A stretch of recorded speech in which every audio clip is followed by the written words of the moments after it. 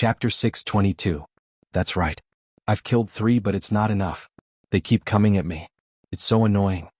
After the soldier heard his companion's complaint, not only did he agree, but he also waved the torch in his hand from time to time, as if he wanted to use this action to drive away the annoying mosquitoes. You idiots, can't you stay away from the forest? The farther you are, the safer you will be, just like me. Another soldier said proudly. Everyone noticed that the soldier was about to leave the army and walk to the other side of the road. It was far enough from the forest, so it was naturally safer. That's right. You're smart. The other soldiers immediately agreed. Then more and more people started to leave the forest and walk to the other side of the road. The Chiliarch naturally noticed this, but he did not say anything. He was also on the other side of the road. After all, the mosquitoes would not let him go just because he was a general. They were a very fair species. The general did not reprimand them. Some timid soldiers also moved to the left side of the road, trying their best to keep a distance from the forest. It was dangerous to do so. Some people had already raised the possibility that there might be mercenaries ambushing them in the forest at night. If there were, the closer they were to the forest, the safer they would be. Once they were attacked, the closer they were, the faster they could rush to the enemy. This would ensure their safety to the greatest extent. Now the army was walking on the left side of the road. Although it was only a dozen meters away, if a fight broke out, the dozen meters would be an uncrossable trench. At first, this idea was very popular. However, as night fell and more mosquitoes began to appear, no one said it anymore. What kind of joke was this? They were standing on the main road and were already as far away from the forest as possible. There were still so many mosquitoes. If they stayed in the forest, wouldn't they become a lump of meat? Who could withstand such a test? At least, if the Siamese soldiers thought that they could not withstand it, they would naturally think that others could not withstand it. In this way, the so-called threat in the forest seemed to be non-existent. This also made the Siamese soldiers who were walking along the edge of the forest let down their guard.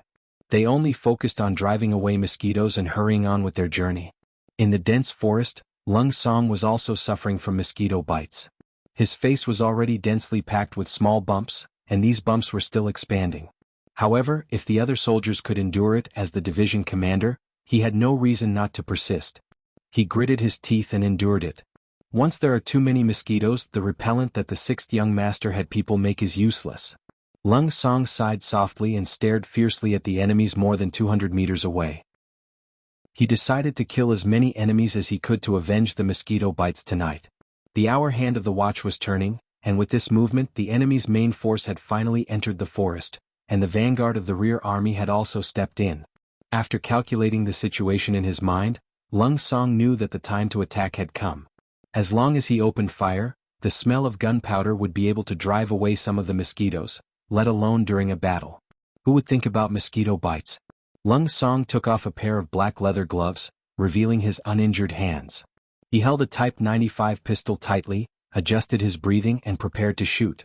He could even feel the mosquitoes staring at his hands, but he did not care.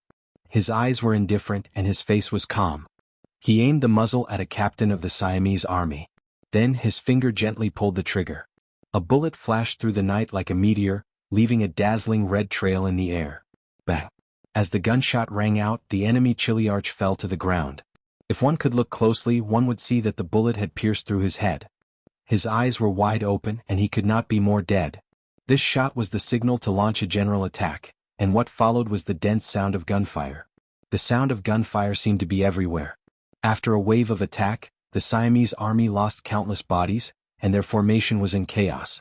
Without any defense and with the torches in their hands, what were they if not live targets? It was not until the second wave of gunfire rang out, and countless Siamese soldiers were killed that the smarter generals came to their senses. They shouted and threw down their torches. One by one, the torches were thrown away or extinguished, and the surroundings were plunged into darkness. The gunfire was not as fierce as before, and only occasionally, it could be heard under the moonlight. The power of the flintlock had caught the Siamese soldiers off guard, and it also destroyed their pride. Many of them lay on the ground and did not dare to move, as if they were afraid that they would attract the attention of the mercenaries and become the next live target. Gordon was also attacked and several of his bodyguards were killed. Under the cover of the other bodyguards, he was pressed to the ground and avoided the danger of being shot.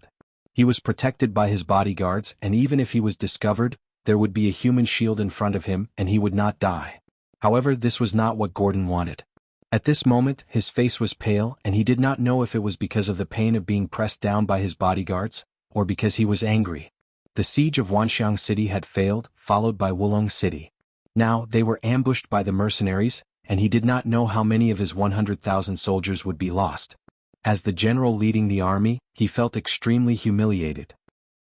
If both sides were to fight fair and square, he would lose because his skills were not as good as his opponent, and there would be nothing to say. However, the mercenaries were simply playing tricks on him. They were either relying on the advantage of firearms, mines, or other weapons, or ambushing him. This made him feel powerless, as if he had punched cotton with all his might. Initially, he was still proud of his long snake formation, and even thought that it would be best if the mercenaries appeared. This way he would be able to counterattack and win. However, after being ambushed, he realized how wishful his thinking was. He knew to disperse his army, but did the mercenaries not know? Now, it was not just one spot that was attacked but the entire army. How was he going to break through? The surroundings were pitch black and all the torches were extinguished. Regardless of whether they were attacked or not, all of the 1,000-men soldiers were lying on the ground. It was as if this was the only way to ensure their safety and survive. Bastard, counterattack. What's the use of extinguishing the torches? Are you waiting for death? Although he was in a sorry state and in order to save his life he had to block more than one bodyguard in front of him. However, this did not stop him from reprimanding others and sending them to their deaths. Pass down my order, counterattack. There can't be too many enemies. Otherwise, they wouldn't be hiding and would take advantage of the situation to charge over. Quick, counterattack. I'll kill anyone who doesn't counterattack. Gordon's yelling was heard in the darkness. His yelling was extremely clear in such a quiet atmosphere, and it made many Kiliarch's expressions turn ugly. If they attacked, they might die, but if they didn't attack, they would die too. Thinking that dying in battle would be considered a sacrifice for the country, and at least their families would be safe, some of the Kiliarchs had no choice but to yell at their subordinates. Everyone stand up and charge forward. The enemy is in the dense forest. As long as we charge forward, they won't have any advantage in close combat. I'll kill anyone who doesn't charge. The Kiliarchs did not forget to say the last sentence. Previously they were still cursing Gordon for bullying the weak, but now that they thought about it, wasn't it the same for them? After the generals gave their orders, the soldiers were the ones who suffered the most. They did not have the ability to bargain with the generals. Under the orders of the centurions and the supervision of the decharches and corporals, the soldiers at the lowest level were forced to stand up. Then, in groups, they began to approach the dense forest on the right side of the road. If it weren't for the fact that they were worried about being bitten by mosquitoes, they would be standing at the edge of the forest right now. With a single gunshot, they would be able to rush over as quickly as possible and force the mercenaries to engage in close combat with them. But now it was useless to say anything. In history there was no such thing as if or if. Everything depended on strength and a trace of luck. The soldiers were forced to get up from the ground one by one and carefully walk towards the dense forest. It seemed as though there were mines buried under their feet. If they were not careful, they would be blown up into the sky by the powerful explosion. However, the attack they expected didn't happen. After walking forward for a distance of 50 meters, gunshots were still heard in front of them. It was as though everything that happened just now was a dream, an illusion. This change gave more people courage and they stood up as well. Then they groped their way through the darkness and headed towards the dense forest. Could it be that the enemy retreated after one wave of attacks? That must be it. Otherwise the gunshots would have been heard long ago. Haha, it seems like there aren't too many enemies. Otherwise they wouldn't have given up such a good opportunity. If that's the case, what are you waiting for? Let's go. This is our chance to show off. The Siamese soldiers began to talk among themselves. Then their footsteps began to quicken and become lighter. It was as if the mosquito bites were no longer happening. Bam, bam, bam, bam, bam, bam, bam, bam. Just when the Siamese soldiers thought that they were safe, a barrage of gunshots rang out again. This time it was as loud as the first wave of attacks. The Siamese soldiers were caught off guard, especially those who were the fastest. They were the first to die. Like harvested wheat, they fell to the ground one after another. Even when they died, their eyes were still wide open, as though they couldn't understand what had happened. Chapter 6:23. Get down? One of the generals shouted. Immediately, the charging Siamese soldiers fell to the ground obediently. Their movements were so fast that it was as if they had practiced this countless times. Poor General Gordon had just stood up under the protection of his bodyguards when gunshots rang out. Once again he was mercilessly pressed to the ground. He could not help but chew on a piece of mud in his mouth, which made him angry and ashamed at the same time. The sound of gunfire continued. From time to time, figures would rush out of the forest. Then, grenades would fall on the heads of the Siamese soldiers who were close to the forest. Retreat. Retreat. Crawl backward. Following the explosions, more and more soldiers fell to the ground. Some Kiliarchs hurriedly gave out orders. Then a shocking scene happened. On the main road, countless people were frantically retreating. With this speed, even if they were the members of Cold Vanguard, some of them would probably pass the test. This should be the effect of potential. When a person was faced with death, he could always explode with unimaginable speed. As the Siamese soldiers retreated to their original positions, the gunshots and grenade explosions gradually stopped. Silence reigned over the land once again. Being tricked once wasn't something to be afraid of. A horse could stumble. However, if he were to fall for the same trick again and suffer a loss, then he would be considered stupid and would not learn from his mistakes. Hence, after this, even when Gordon's roar came from the darkness again, none of the Kiliarchs moved. With the mentality that the law could not punish the majority if no one moved, could it be that your brother, the great general, would kill all of us Kiliarchs? If he really did that, it would not be long before a mutiny broke out. After shouting so many times that his voice was almost hoarse, the army did not move at all. Gordon gave up shouting.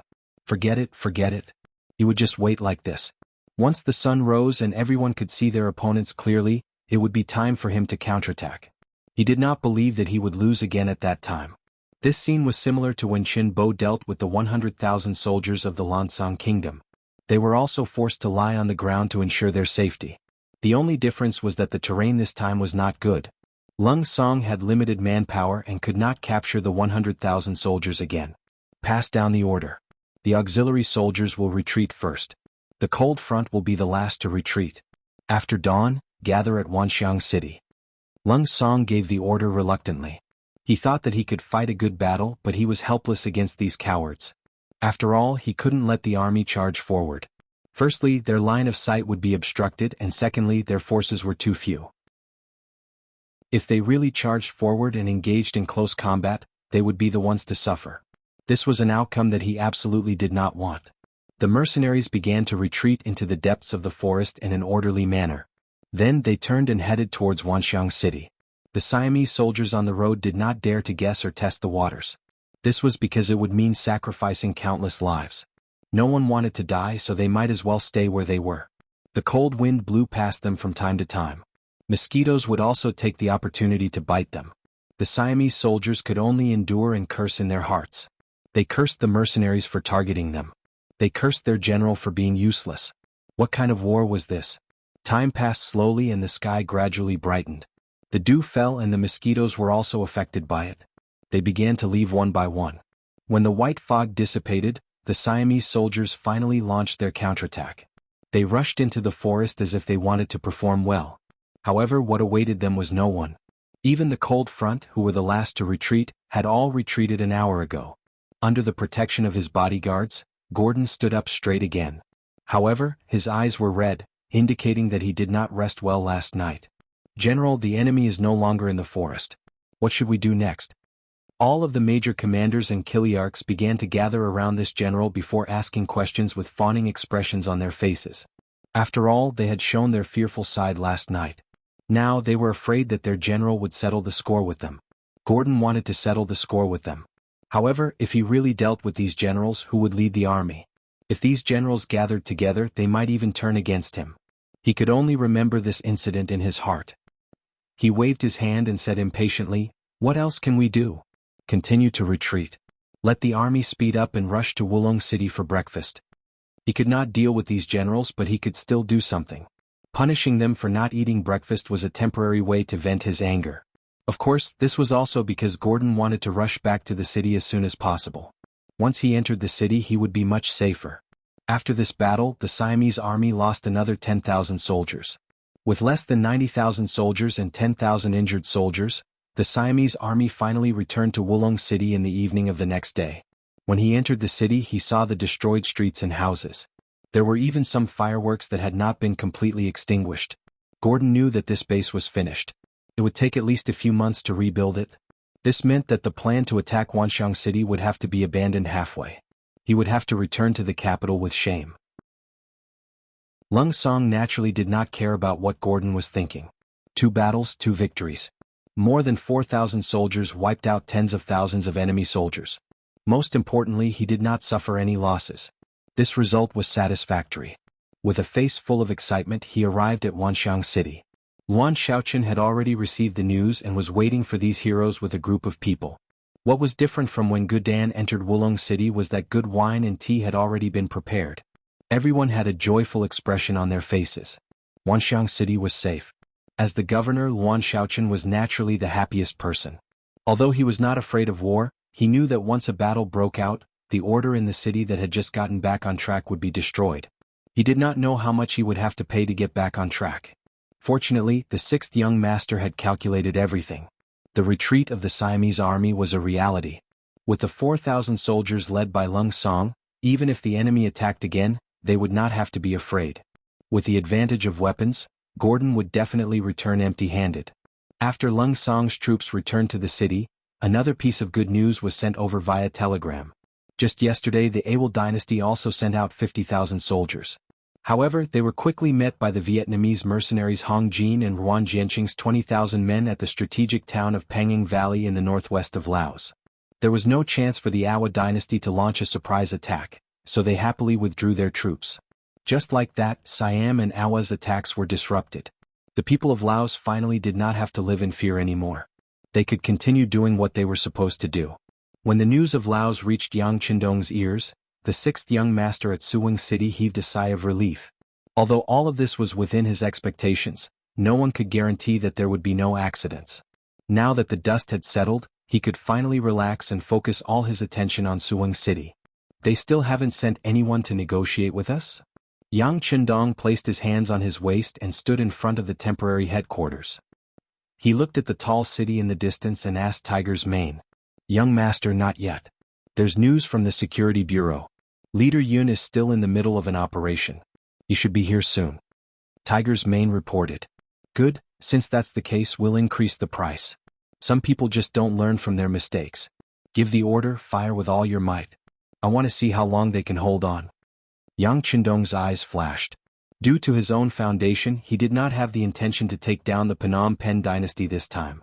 Before, 5 million Han people in Suwing City were in the process of being transformed, but the news was not ideal. These people were all refugees that the southern Ming dynasty had to abandon. They were uneducated and were born to hard labor. They were also timid, and all they wanted was to have a bite to eat and survive. For such people to change in a short period of time, to give them confidence and dignity, it was not something that could be done in a day. Although the political department and the publicity department had put in a lot of effort, it was impossible to use it without a year. In addition, they had to learn culture at least to be able to read, which may take longer. When the 2 provinces of Vietnam and Laos were established, 200,000 educated youths in Suwing City had been used. To take over the entire Phnom Penh dynasty, at least 100,000 educated youths were needed. This reserve was gone and it would take time to train them again. This was Yang Qindong's difficulty. Without enough foundation, how could he build high-rise buildings? In the end, he decided that this time he would only fight against the Phnom Penh dynasty. He wanted to show his muscles through this incident to ensure that no one would bully him in Vietnam or Laos when he was not here. The main reason that forced Yang Qindong to make this decision was not only the lack of educated youths, but also the emergence of an unexpected event. The honeymoon period between Bai Ming and Walla suddenly ended. The Security Bureau sent news that a war seemed inevitable. The reason turned out to be that Shi Biao, who was in charge of the security of the trade, blackmailed Walla merchants. The close relationship between the 2 sides suddenly became like fire and water. Chapter 624. Shi Biao was Bai Ming's Marquis Wu Qingho and also the nephew of General Shi Heng. Naturally, his uncle Shi Heng would take responsibility for the trouble he caused. No one knew how it ended up in such a situation where the 2 sides were about to go to war. Once Bai Ming was about to go to war with Walla, Yang Qindong had to pay attention to it. He had too many concerns there. He had decided to take a look at the grassland in the north after dealing with the matters in the south. There was a vast land with many strong horses. He wanted to organize an army of cavalry just like Genghis Khan, to sweep across the Eurasian continent and conquer the world. Before that, the matter of the Golden Bien dynasty must be solved. However, to Yang Qindong's surprise, he did not intend to swallow the other party, but the other party did not intend to negotiate either. Since that was the case, there was no need to be polite. He would just bombard them with artillery fire. This was also a unique way of pressuring them. Yang Qindong ordered, and the 100mm mortar was put to use again. Shells were fired at Suwing City on the opposite side. With each shell falling, countless buildings were destroyed and countless soldiers and civilians were killed. This was not the first time that the artillery was fired at the city. The powerful destructive power had caused the people in the city to begin a mass migration. After all, no one knew whether the next shell would fall on their heads. Especially Yang Qindong's order was the kind of random bombardment without a set target. Even General De N in the city did not know where the next shell would fall. This made him tremble in fear every day, and he did not feel safe at all even if he changed places to sleep every day. All he could do was to keep urging people to return to the country and ask His Majesty to agree to the peace talks. After all, this feeling of living in the shadow of death every day was not good. Golden Bian City, where the capital of the Golden Bian dynasty was located. The top officials of the dynasty had been discussing how to deal with the aggressive mercenaries for a few days, but there was still no consensus. The ministers were divided into two factions. One faction was in favor of war while the other was in favor of war. Overall, the pro-war faction still had a certain advantage. They had already received news that both Siam and Awad had sent troops to Laos. Once they received good news, the mercenaries would definitely retreat. At that time, it would be time for the pro-war faction to strike and reclaim their lost territory. When King Boromir saw this, he did not respond to the mercenaries' attempt to negotiate. He wanted to be the first king to defeat the mercenaries. However, he was destined to be disappointed. Both the Siamese and Ava armies had retreated. It was only because of the lack of transportation that the news did not reach his ears. The residence of the right Prime Minister of Golden Rim City was located in a very prosperous area of the city. Two 2-meter-high stone lions stood in front of the gate day and night, showing the noble status of the owner of the house. In fact, in the Golden Bian dynasty, the right Prime Minister Dun did have a lot of power, second only to the king. He was on par with the left Prime Minister Ding Ding Wei.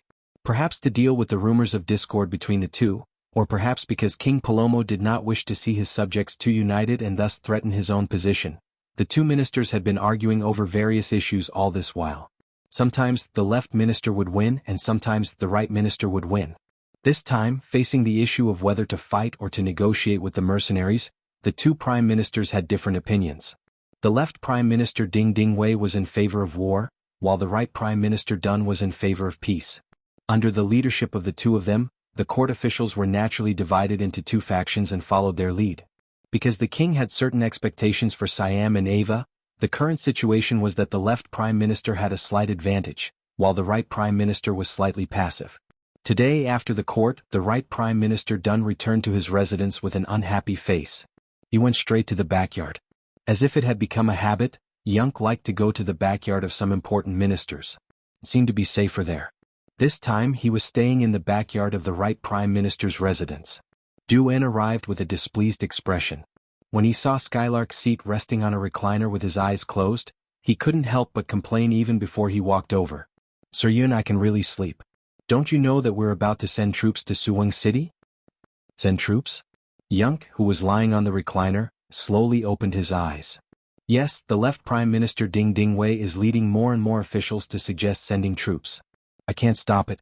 I think you should leave Golden Bian City quickly. Du Che seemed to like to see Yunk's surprised look. From the moment this person appeared until now, he had been acting as if nothing had happened, which made him feel very displeased. No matter what, he was still the right minister of the country with a high position and power. Yet, just because he had accepted 200,000 taels of silver from the other party, he had not only detained the other party at home, but he was also running around in the imperial court for the other party.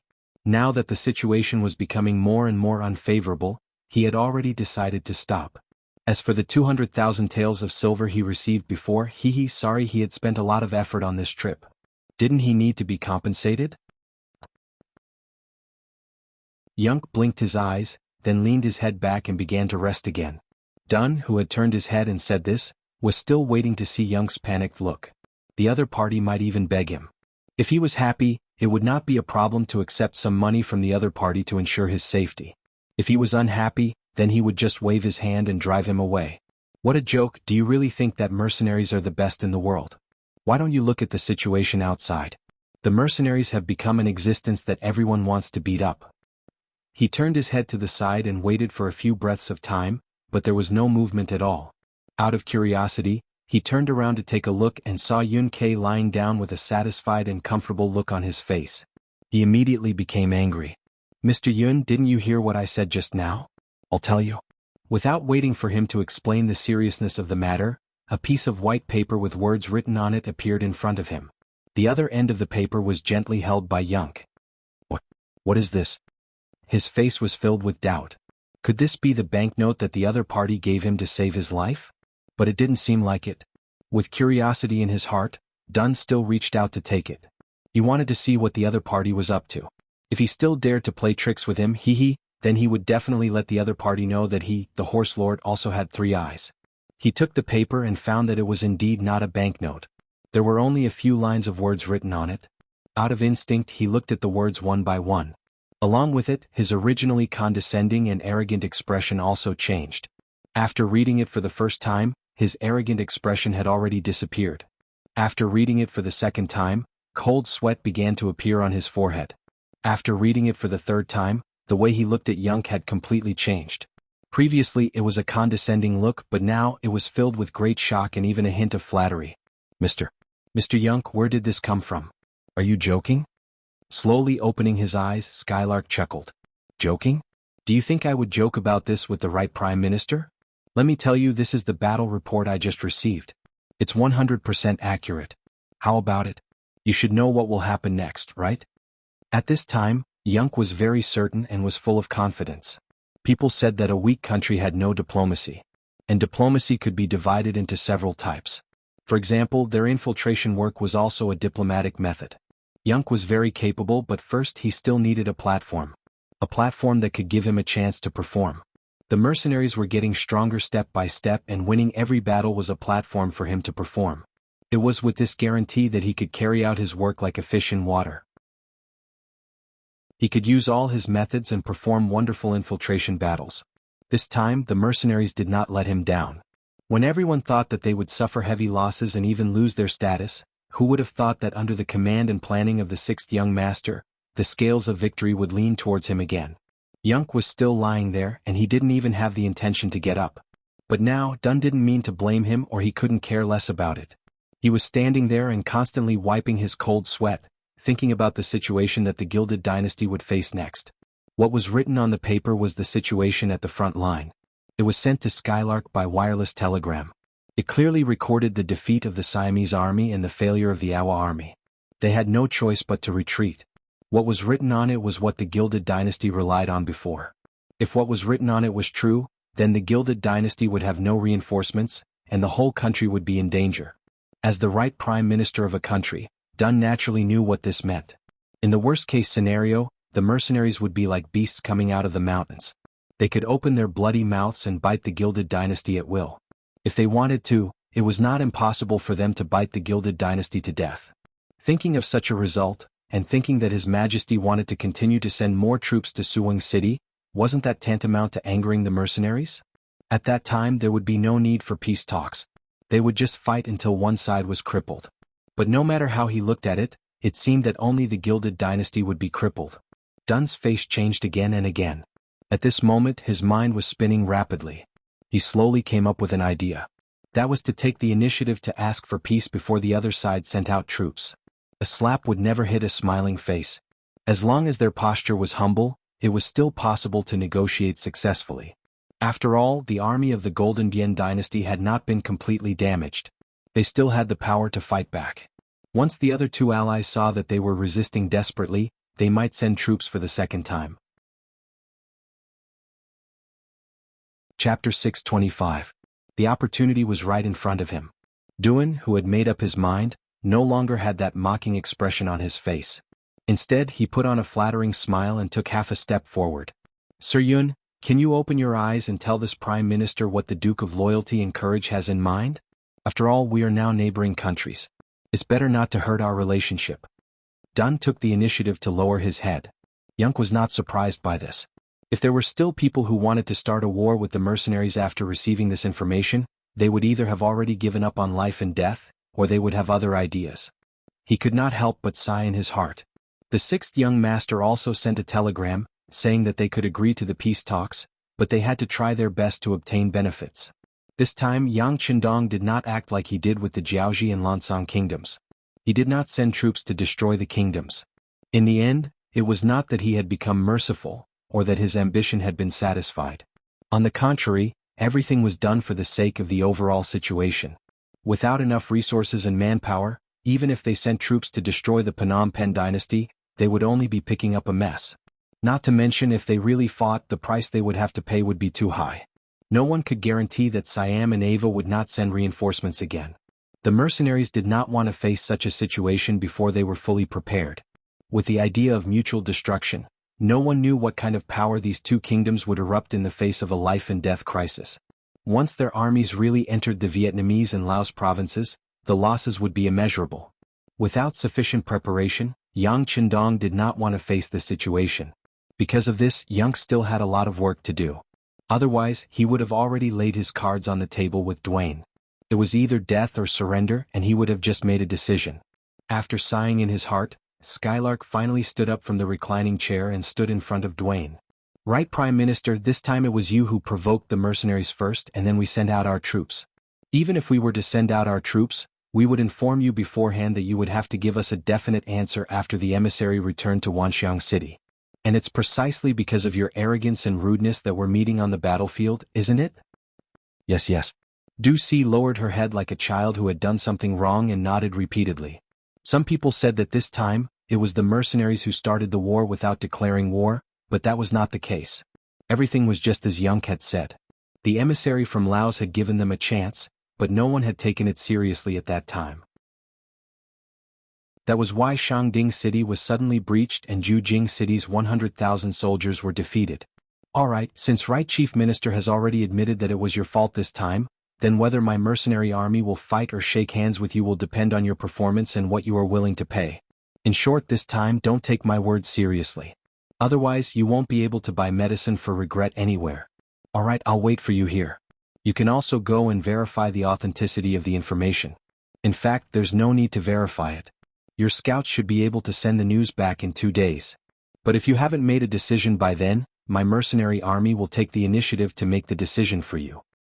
No. Duan kept shaking his head. Previously, because he had placed his hopes on the allies of the two countries, he wanted to send troops to the front line to pressure the mercenaries.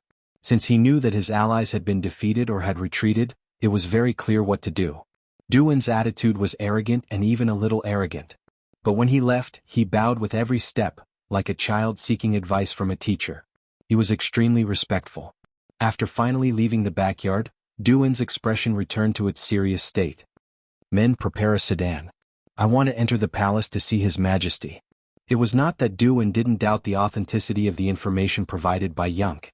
But Yunk had already made it clear that he would not wander around and would wait here, and the news would be confirmed in 2 days. Did this person eat a bear's heart and leopard's guts to joke about such a matter? If everything was true, then it was necessary for him to report the situation to the king. It was better to be prepared than to not know anything at all. In the king's palace, Duan stood in the side hall. Opposite him sat King Boromir. Boromir was a little fat, and he was wearing a golden royal robe. He narrowed his eyes.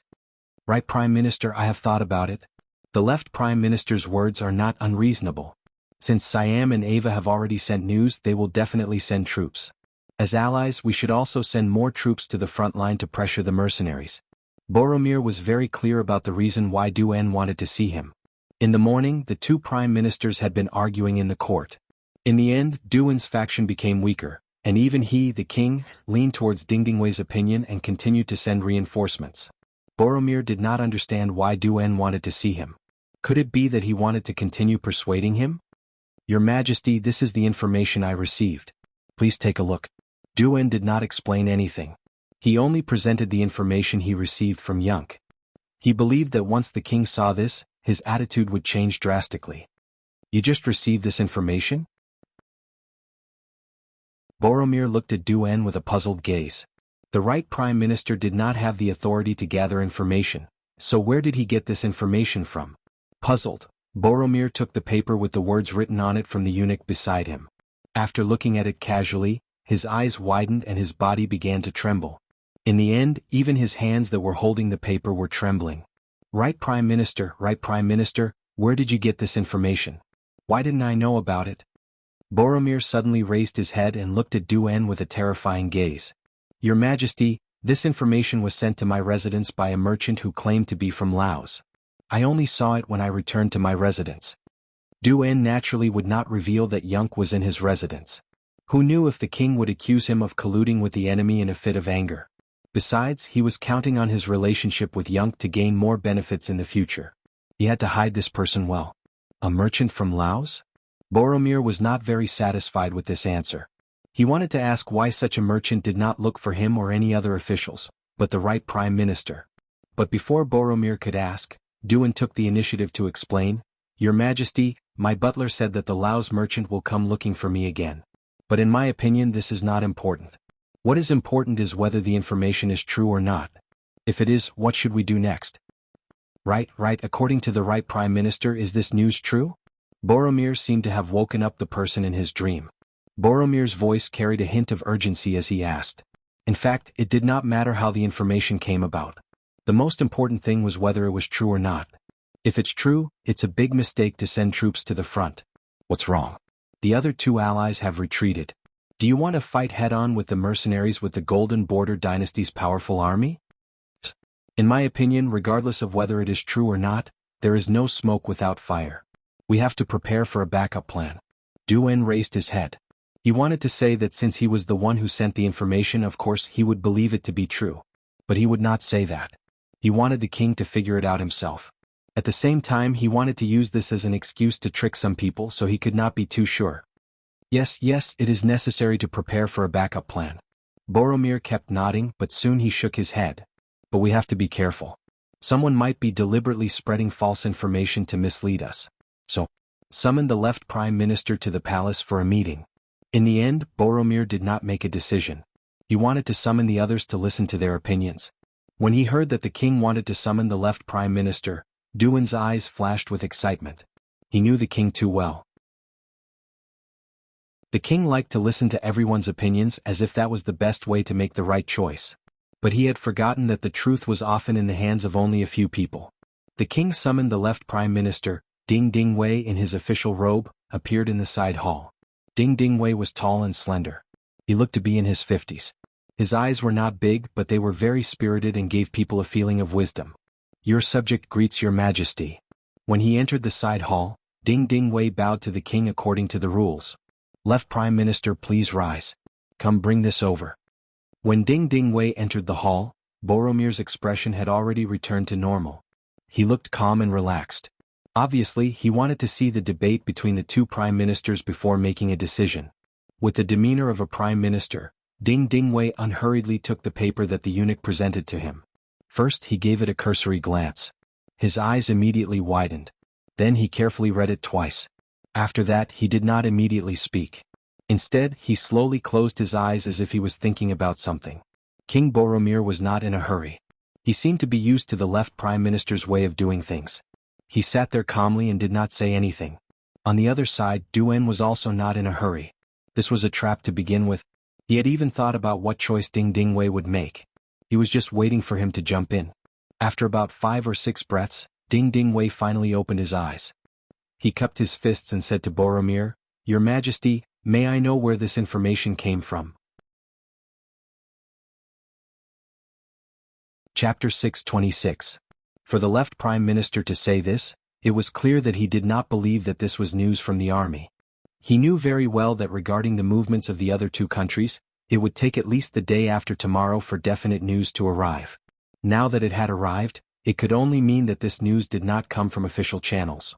Haha, the left Prime Minister is indeed amazing. This news didn't come from the military. It was sent by the right Prime Minister.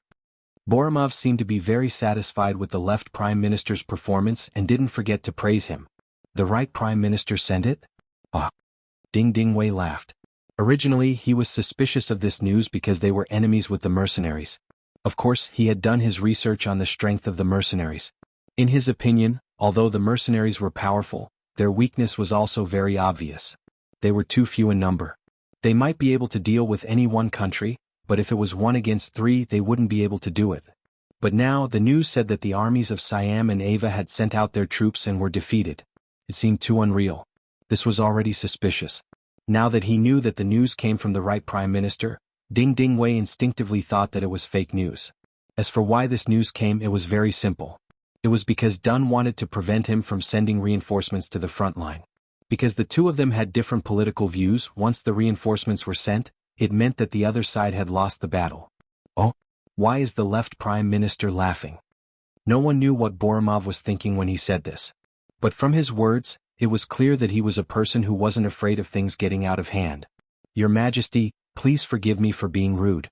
Now, I would like to ask the right prime minister a few questions. Is that all right? Ding Dingwei still smiled and asked Borimov for permission. I believe the right prime minister won't mind, right? Borimov nodded with a smile. This was equivalent to agreeing on behalf of Dun. Of course. The confident Dun nodded reservedly. Then he looked at Ding Dingwei and said, if the left prime minister has any questions, feel free to ask. I will answer truthfully. At this moment, Dun's expression was very calm. There was even a hint of confidence on his face. When Ding Dingwei saw all of this, for some reason, his heart couldn't help but tremble. As an old rival, he knew all too well what kind of person Dun was. For the sake of fighting for power and profit, they would do anything. Such people were often willing to turn black into white. They could be said to have mastered the art of thick black. Because of this person had done too many things that made people feel guilty. It was difficult to describe him as confident. But now he was actually so calm. Could it be that the information was true? As soon as this idea flashed through his mind, it was quickly rejected by Ding Dingwei himself. If it was true, His Majesty would not have summoned him. Since His Majesty had called him here, it could only mean one thing. Even His Majesty was skeptical about this information. Once he and His Majesty both approved of this information, the matter of sending more troops to the front lines would be delayed indefinitely. This meant that the other party had won this battle, which also meant that the other party was stronger than him. When he thought of this, Ding Dingwei threw the suspicion that had just arisen to the back of his mind. Right Prime Minister, may I ask where did you get this information? To be honest, left Prime Minister, this information was sent to my residence by a merchant who claimed to be from Laos. Dun, who was already prepared, replied calmly. Laos merchant? I wonder if right Prime Minister has seen him with your own eyes?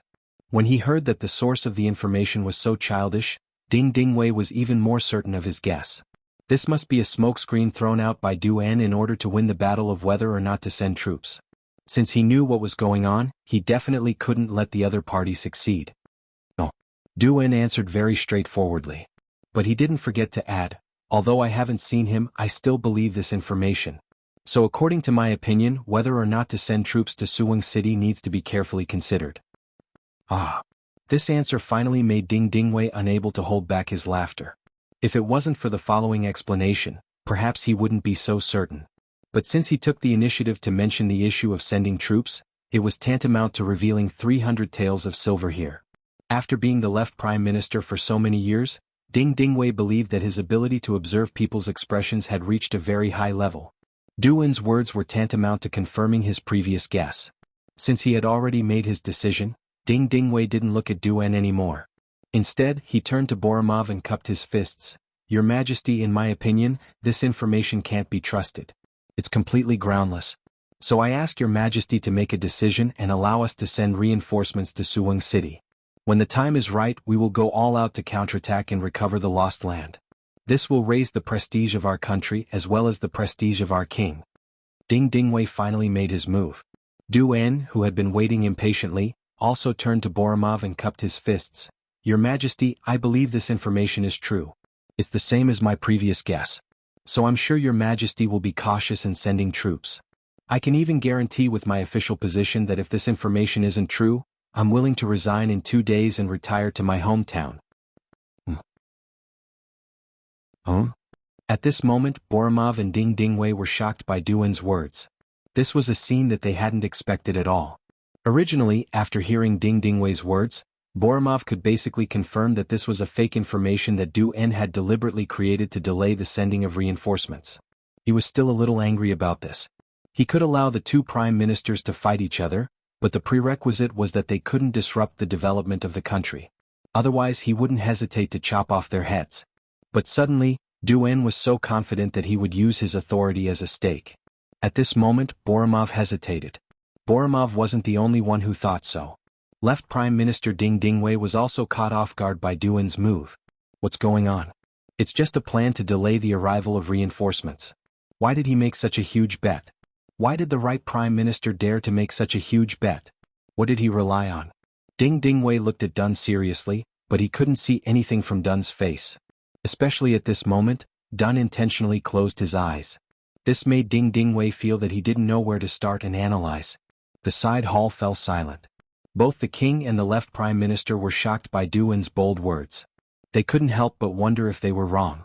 Duan opened his eyes and said, "If this information is true, not only should we stop sending reinforcements, but we should also find a way to negotiate with the mercenaries. The sooner we negotiate, the more sincere we will be and the less we will have to pay.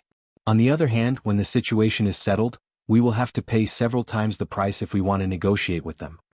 Duan's words couldn't be more apt to describe him now. Duan's words were completely for the sake of the Golden Border dynasty and had nothing to do with any power struggle. King Boromir was indeed frightened by Duan's boldness. He couldn't help but hesitate. But before he could say anything, left Prime Minister Ding Dingwei also opened his mouth and said in the same shocking tone, "I think this news is fake. Although the mercenaries are powerful, their military strength is limited. It is impossible for them to stop the armies of Siam and Ava at the same time. This is the right time to send reinforcements. I am also willing to guarantee that if I am wrong, I will retire and return to my hometown." Well, Tintin Wei had also put in a lot of effort. His words were so certain that Boromir was in a dilemma. Normally such a thing wouldn't happen. The word official was always there. Real officials, especially important ministers, spoke with a sense of propriety. Even if they were more than 90% sure, they wouldn't be so certain. They would always leave a way out for themselves, right? But today the two prime ministers had put their official positions on the line and their opinions were so different. This was so abnormal that it made Boromir even more hesitant. On the other hand, Duan was first surprised, then he was overjoyed. Someone had finally jumped into the pit. It was his old rival. He really wanted to shout out loud to vent his excitement. He was so excited in his heart, but on the surface, Duan still suppressed his excitement, cupped his fists and said to Ding Dingwei, "Good Lord Left Prime Minister, if that's the case we might as well make a bet. We will see the result in 2 days. But I still have one thing to say. If we want to negotiate with the mercenaries, then we will have to pay a higher price. Let's make a bet. But I still support sending reinforcements. If we send reinforcements too late, we can't afford to suffer any losses at the front line," Ding Dingwei said firmly. Then he stopped looking at Duan and focused all his attention on King Boromir. Obviously he was listening to the king's orders. The two prime ministers had put their official positions on the line and spoke with great confidence. This way Boromir was the one who had a headache. This was different from what he had expected. He wanted to see which side was right in support. But now that both sides were so strong, how could he make a decision? Boromir wanted to put his hands into his hair to calm down, but he knew that if he did so, it would be very unbecoming of him as a king. But in front of the two prime ministers, he had to give an explanation. After thinking about it, he decided to continue mediating. If he couldn't make the decision, then he would let the facts make the decision. All right, since the two prime ministers are so confident in their negotiations, why don't we all calm down and wait for a while? There should be news in 2 days. At that time, this king will know how to make a decision.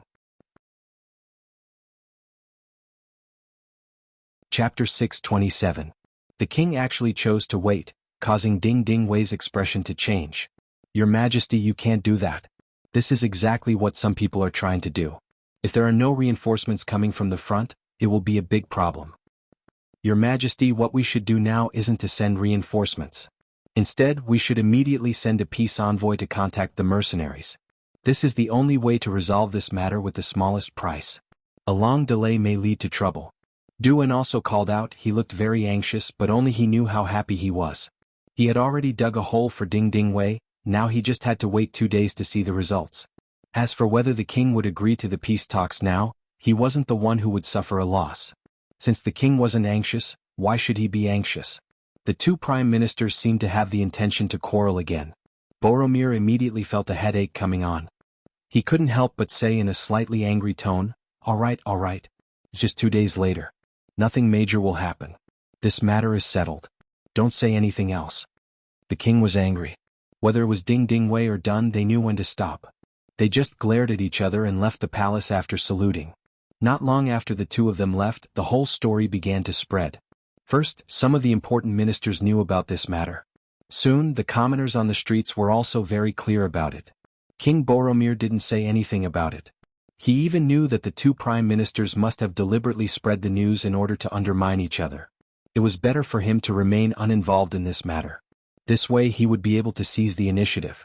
Even the king was prepared to watch the show, and so were the officials and commoners. Soon they formed two factions and began to have an intense discussion about who would win. The combat strength of the mercenaries naturally became the main topic of discussion. Those who supported Duan would naturally say that the mercenaries were powerful, and that they were omnipotent. Those who supported Ding Dingwei would naturally say that no matter how powerful the mercenaries were, they were too few in number. It was absolutely impossible for them to win a war against the three countries. Duan's words were just to delay the reinforcements to support the front line. It was just to tear down the left prime minister's platform. This kind of action that sacrificed the interests of the country for one's own personal reputation was really too despicable. If it could be proven that Duan was lying 2 days later, then he should be charged with the crime of harming the country. The people who supported both sides were still having an intense debate. There was no victory or defeat, but the mercenaries' reputation had already penetrated deep into the hearts of the commoners. This was especially true for the people who had escaped from Shangding City. Some of them had come to the capital, and through their mouths, they had described the mercenaries as incomparably terrifying. In the end, the mercenaries' reputation had been greatly increased. This was something that even Yunk had not expected. However, this was good news after all. Yunk quickly ordered his subordinates to spread all kinds of news about the mercenaries. For example, the commoners in Vietnam and Laos were living very well. With Yang Bao, once they obtained citizenship, they wouldn't be bullied anymore. If this news was spread during normal times, not only would it not be accepted, but it would also be criticized as a misconception. However, at this time, when the news was spread, not only did it attract a lot of attention, but it also attracted a lot of attention. The two sides were fighting, and for a while there was no clear winner. Everyone was watching the show, but there were also people who were very depressed. For example, General Hun Senator Hun Sen was still very strong. After losing Jujing City and becoming the general of the defeated army, he was escorted back to Golden Rim City. It was said that he was going to be punished. At this moment, his greedy behavior saved him. Because he was greedy for money, he became the child of wealth. As long as he had some influence in the imperial court and could speak, he would send people to give generous gifts to the officials. As a result, there were many people who spoke up for him. In the end, the left and right prime ministers spoke up together. The left prime minister Ding Dingwei thought that at this time, although Hun Sen had some small problems, he could still fight. Moreover, killing a general before the war was not good for the morale of the army, so he spoke up for him. The right prime minister Duan was much simpler. He had received enough money, so he naturally stood up and said a few good words. The two prime ministers had the same opinion, which was a very rare thing. In the end, King Boromir decided to give Hun Sen a chance to perform meritorious deeds. He even gave him military power and told him to be prepared to support Su Wing City at any time. But now, the two prime ministers had different opinions and couldn't decide who was better. Instead, Hun Sen stopped supporting Su Wing City. He had no choice but to wait at home. But in his heart he was cursing Duan. If it wasn't for the right prime minister, he would have been at the front line by now and could even turn the situation around to prove his ability. No matter how the atmosphere in the king's city changed, time didn't stop flowing because of this. It was still moving forward on schedule. After tonight, it would be 2 days tomorrow. It was time for the Golden Rim Dynasty's fast horse scouts to return. The results would be revealed tomorrow. Dwayne became a little nervous. After all, he didn't get the news through his own channels, so after thinking about it, he went to the backyard to look for Skylark because he couldn't sleep. At this time, Yun Kei was not asleep. He seemed to have known that Duan would come. He set up a simple tea shed in the small courtyard and specially prepared an extra chair. Mr. Yun knew that I would come? As soon as Duan appeared here and saw the furnishings, he was shocked. We will see the results tomorrow. Right, Prime Minister, it is inevitable that you will be impatient. Come over and have a cup of tea to calm your mind. Yunk had a smile on his face as he casually pointed to the chair opposite him. Duan also wanted to hear Yun Kei say that there was no problem with the information, so he simply sat down. But just as he sat down after hearing Yun Kei's next sentence, he suddenly jumped up. Yung chuckled and said, "Actually, the previous news was just to tease right Prime Minister. The mercenaries at the front line need time to take down Suwang City. They were afraid that you would send reinforcements and disrupt the plans of the Duke of Loyalty, so they made this plan." After hearing these words, Du-en was frightened. He couldn't help but jump up. Then he angrily stared at Yun Kei, who was still sitting there and fiddling with the tea, and said, "Mr. Yun, don't make jokes at this time. Otherwise people will die." This so-called death naturally meant that he would call the guards and servants of the mansion to kill Yun Kei in a fit of anger. Because if all of this was true, he would become a tool in the hands of others. He would lose face and delay the important matters of the country. If that was really the case, he would become a sinner of the Golden Border dynasty. Du-en was really angry. He even had an impulse to kill someone. Yun Kei acted as if he didn't hear anything. After finishing the last procedure of making tea, he raised his head and looked at the angry Du-en and said, "Right, Prime Minister, of course I was joking." Du-en's expression changed when he heard this. He didn't even know which sentence was true and which was false. "Haha, right, Prime Minister, isn't what I said just now what you suspected in your heart?" Yun Kei once again pointed to the chair opposite him, indicating that he could sit down. Then he casually said, "I just said what right Prime Minister was thinking. But this only represents what you think, not what I think. I still have the same words, the news is incomparably accurate. Otherwise, I wouldn't stay here and wait for the confrontation, right?" Yun Kei dared to stay in the mansion, which was already a clear proof. Unless he was playing a death game, otherwise he wouldn't take such a risk. This sentence finally made Du-en calm down a little. He sat down again. "Mr. Yun, is the news really true? You also know that the outside world is in chaos. If the news is not true, then this Prime Minister is really dead." "Of course it is true. I have already said this. Right, Prime Minister, have you thought about it? Once the news comes tomorrow that proves you are right, what should we do next?" Yun Kei was waiting for Du-en's arrival, not to dispel the other party's worries, but to prepare for the next layout. Du-en didn't know this. He was now thinking about the problem raised by Yun Quebec. He really didn't think about it. First, it was because he couldn't confirm the accuracy of the news. Second, he wanted to see left Prime Minister Ding Dingwei make a fool of himself. As for other things, he didn't have time to think about it. But since Yun Kei asked this question, he must have thought about it. This time, Du-en asked with an attitude of asking for advice. "May I ask, Mr. Yun, what should this Prime Minister do next?" "You don't have to do anything. Just say that you are sick because you were suspected this time and go back to the mansion to stay. Let the left Prime Minister and the others mess around outside. The higher they jump, the harder they will fall in the future. When the time is right, right Prime Minister will stand up and shout. That will be the best time to prove your ability." The smile on Yun Kei's face disappeared, replaced by a face of determination and decisiveness. Du-en was also a very smart person. He immediately thought of something and said, "Mr. Yun means to first give up the right to negotiate, and when those people can't reach an agreement, this Prime Minister will help to decide the overall situation?" "Yes." Yun Kei nodded with satisfaction. He praised the other party for being a smart person. Du-en chuckled after hearing Skylark's praise. But then he frowned and said, "But if someone else completes the negotiation with the mercenaries, then wouldn't this Prime Minister have nothing to do with it?" Chapter 628. They won't be able to negotiate. The Duke of Loyalty has already sent me a message. Unless the right Prime Minister personally comes, it's useless for anyone to negotiate. Skylark said this with an incomparably confident tone as he smiled and looked at Dun, who was sitting opposite him. "Oh, then I thank the Duke of Loyalty for your praise. Come, let me propose a toast to Mr. Yun. I wish us a happy cooperation."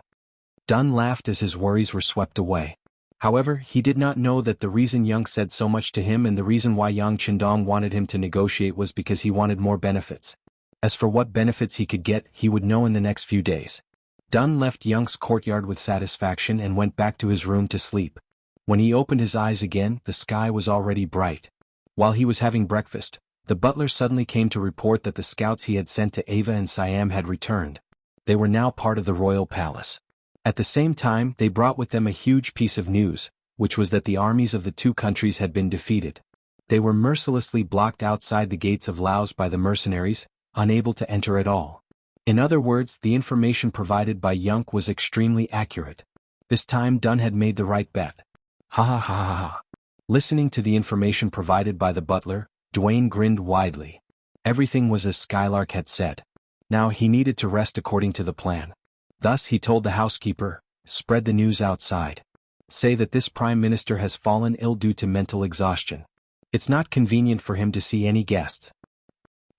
The butler was puzzled. This time his master had won. Shouldn't it be time for him to shine in the court? Why did he have to stay at home and not come out? However, he was only a butler and could not understand his master's thoughts. After seeing the stern look in Dun's eyes, he immediately agreed and left to spread the news. At this time the palace was already in a mess. The scouts had just returned and brought news from the front lines. The Ava and Siam armies planned to surround Wei to rescue Zhao and attack Laos while it was empty had failed. Not only that, but the Siamese army had also suffered heavy losses. They had lost 3 rounds in a row, and their rations had been destroyed. As soon as Boromir heard the news, he knew that things were going south. Fortunately, he didn't send any reinforcements to the front lines, which meant that he didn't reveal his intention to fight to the death with the mercenaries. As such, there was still a chance for both sides to negotiate. Left Prime Minister Ding Dingwei stood there with his head lowered. There were many other officials standing in the hall. However, they all seemed to intentionally or unintentionally maintain a certain distance from him. It could be seen that this time, he had miscalculated and lost to Right Minister Duan. According to the previous agreement, he would have to give up the position of Prime Minister and retire. If that was the case, who would put a person without power and influence in their eyes? There was no need to talk about respect. As if sensing the questioning gazes of the crowd, Ding Dingwei clenched his teeth. He suddenly cupped his fists and bowed to Boromir. "Your Majesty, this subject has lost. This subject will immediately resign as the left Prime Minister. 1 day later, this subject will pack up and leave the capital." "What are you doing? Did this king allow you to leave? It was just a joke. How can you take it seriously?" "I don't think the right Prime Minister will take it seriously." "Alright, why isn't the right Prime Minister here?" Boromir was having a headache over the current situation, and Ding Dingwei's resignation came. In such a chaotic situation, how could he agree to it? Since Boromir was the one who said that even if Duane was here he wouldn't be able to say anything, let alone when he wasn't here. When Boromir asked this question, everyone noticed that the right Prime Minister wasn't in the hall. Many of the officials started whispering to each other. Some of them even thought that the right Prime Minister was using this opportunity to raise his own status. "Just wait, he will definitely appear in a moment, and then he will stand here with the attitude of a victor and judge the world." More than one person had the same thought. Just as they thought that Duane was going to make a grand entrance, a eunuch quietly walked up to Boromir and whispered something into his ear. "Is there such a thing? Is the right Prime Minister really ill?" Boromir turned his head after hearing the eunuch's words and asked with a look of surprise. When he received the news from the scouts, he wanted to give Duan some praise or even substantial benefits. After all this time, Duan didn't immediately send reinforcements. This was equivalent to creating a buffer zone with the mercenaries. It was equivalent to saving the Golden Border dynasty and not pushing them into a hopeless situation. But he didn't expect that at such a critical time, Duan would fall ill. This was too much of a coincidence.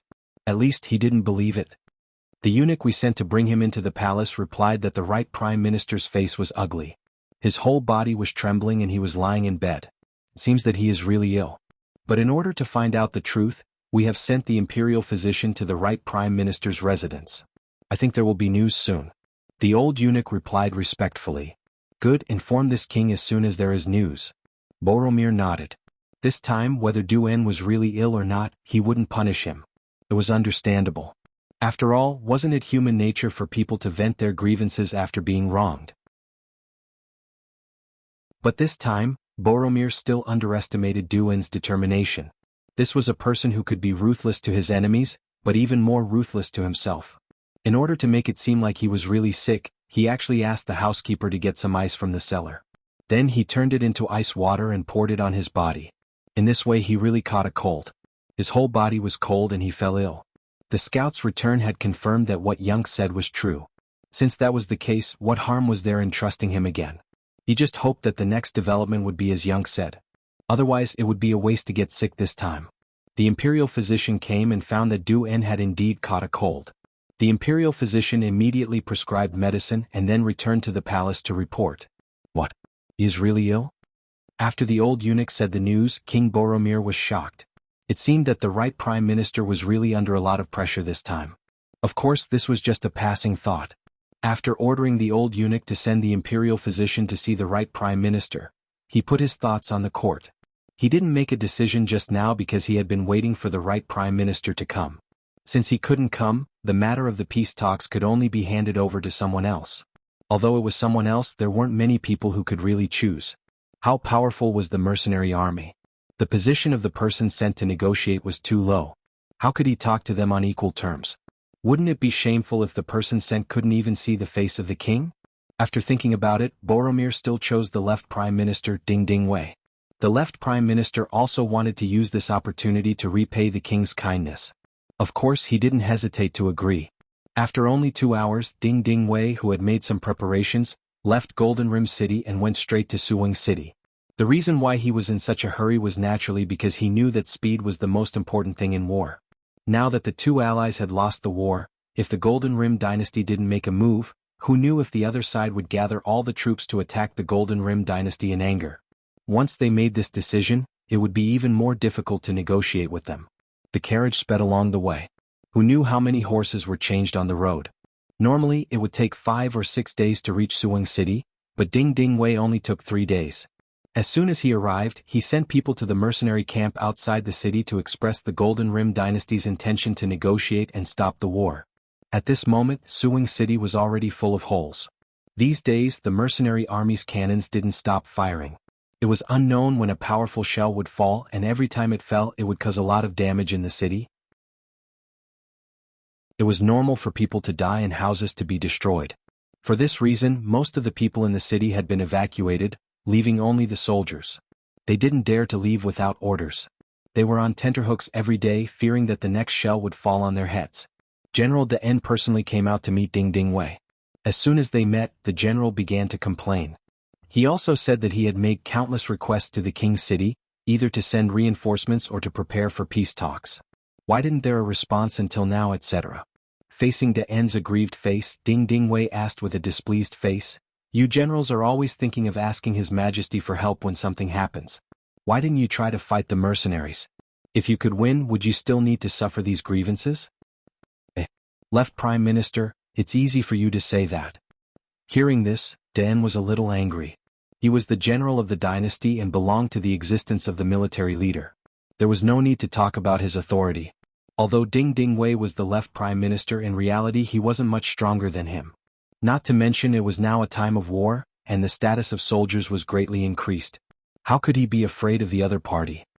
Left Prime Minister, how could you not know that we didn't try to launch a counterattack? But the mercenaries have continuous fire guns that can take people's lives from hundreds of feet away.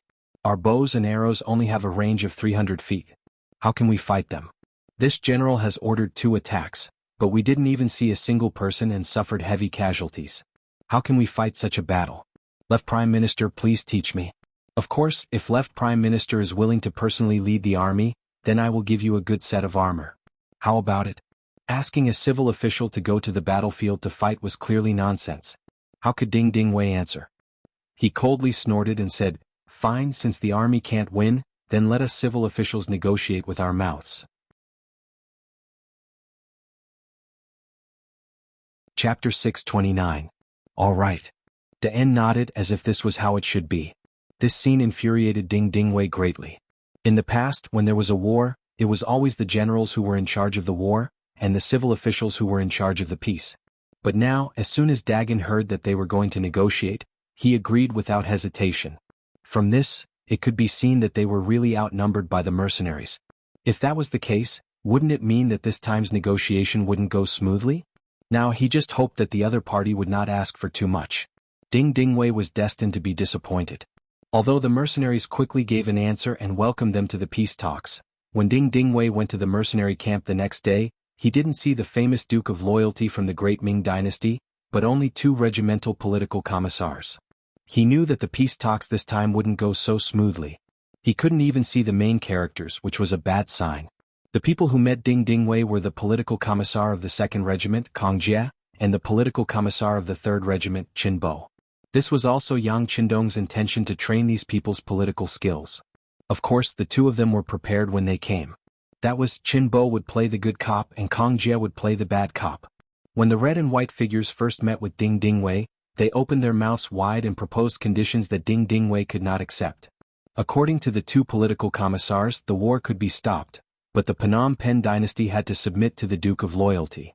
At the same time, the entire Phnom Penh dynasty had to be divided into provinces like Vietnam and Laos. King Boromir had to leave the palace and be taken to a mysterious place according to the mercenaries. He would be put under house arrest for the rest of his life.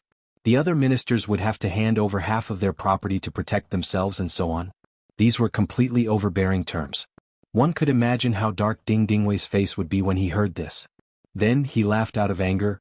What's the difference between your demands and occupying the Phnom Penh dynasty by force? Of course there is.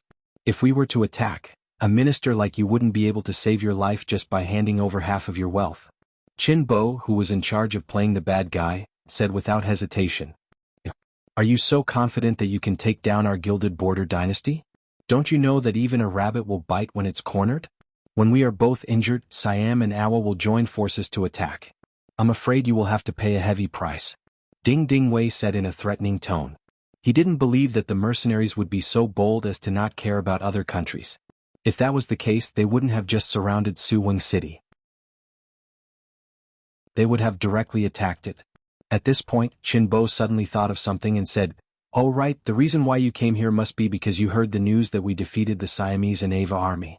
Yes, if you were willing to negotiate before this, we would still be able to do so. But now, either you surrender or wait for my mercenaries to blast your heart with their guns." Is this the opinion of the loyal duke? After feeling Qin Bo's tough attitude, Ding Dingwei knew that there would be no result if he continued to talk to this person, so he wanted to see the higher-ups. Perhaps it was easy to meet the king of hell, but difficult to deal with the little demons.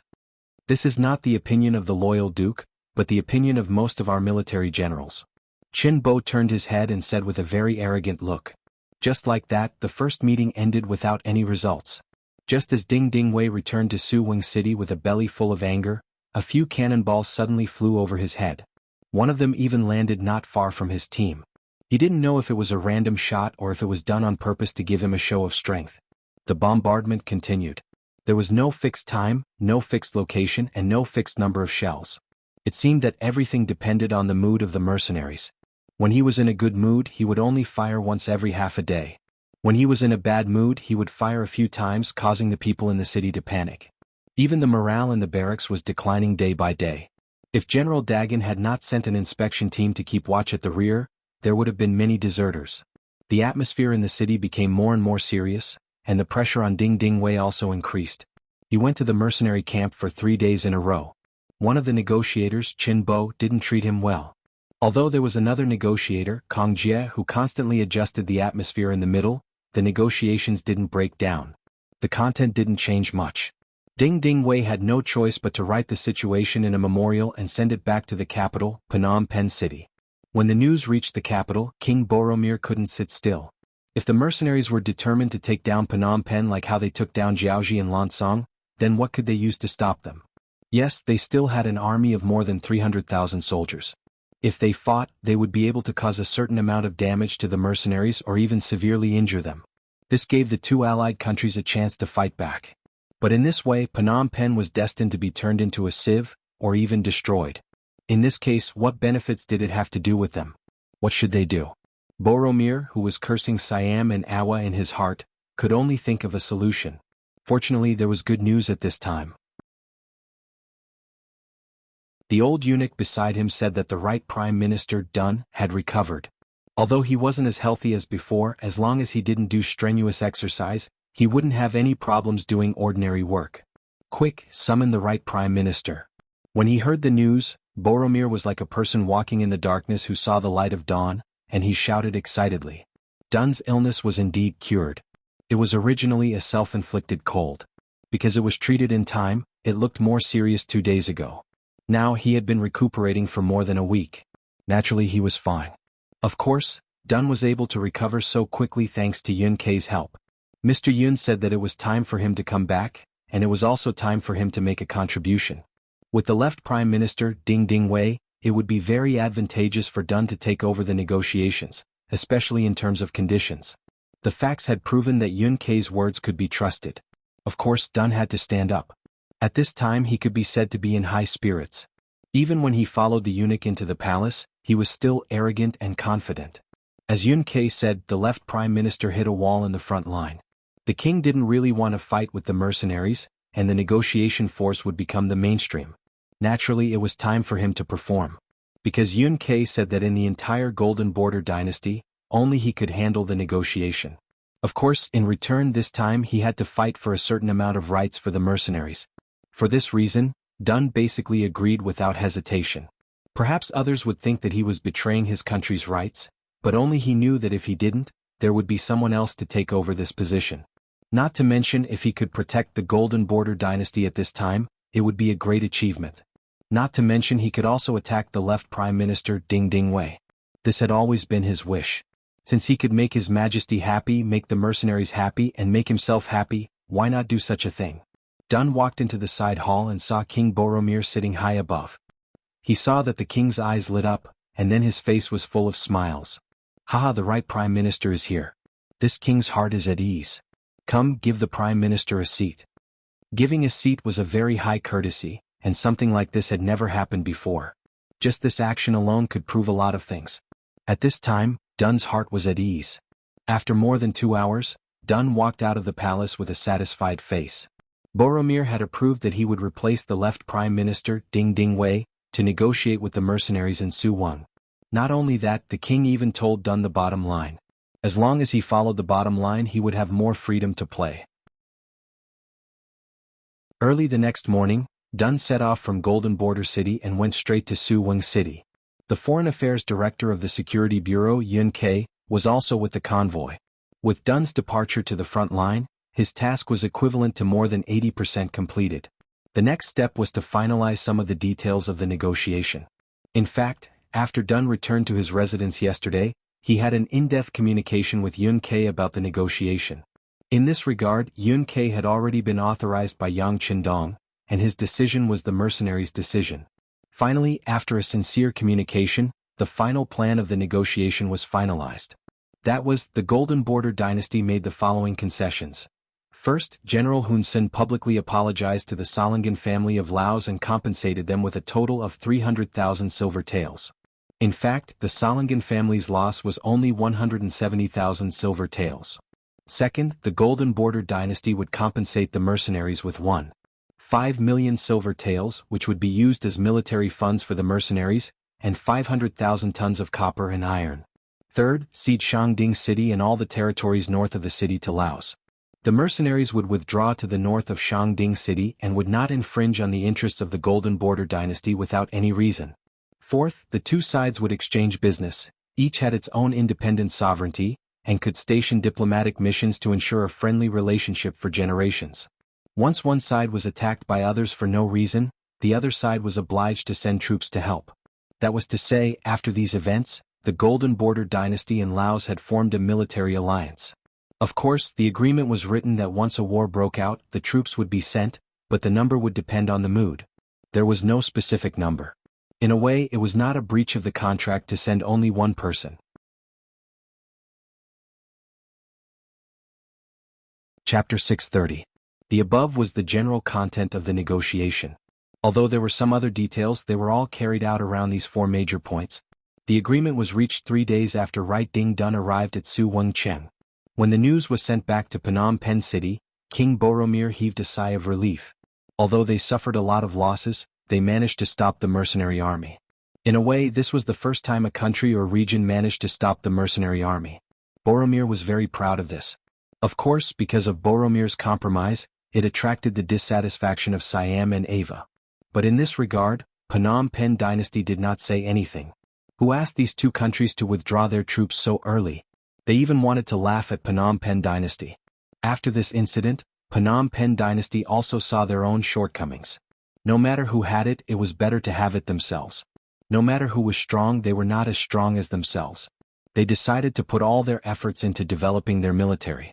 Recruiting, training, and training soldiers had become something they urgently needed to do. Previously, because they had compensated the mercenaries, now they needed more money to train their soldiers.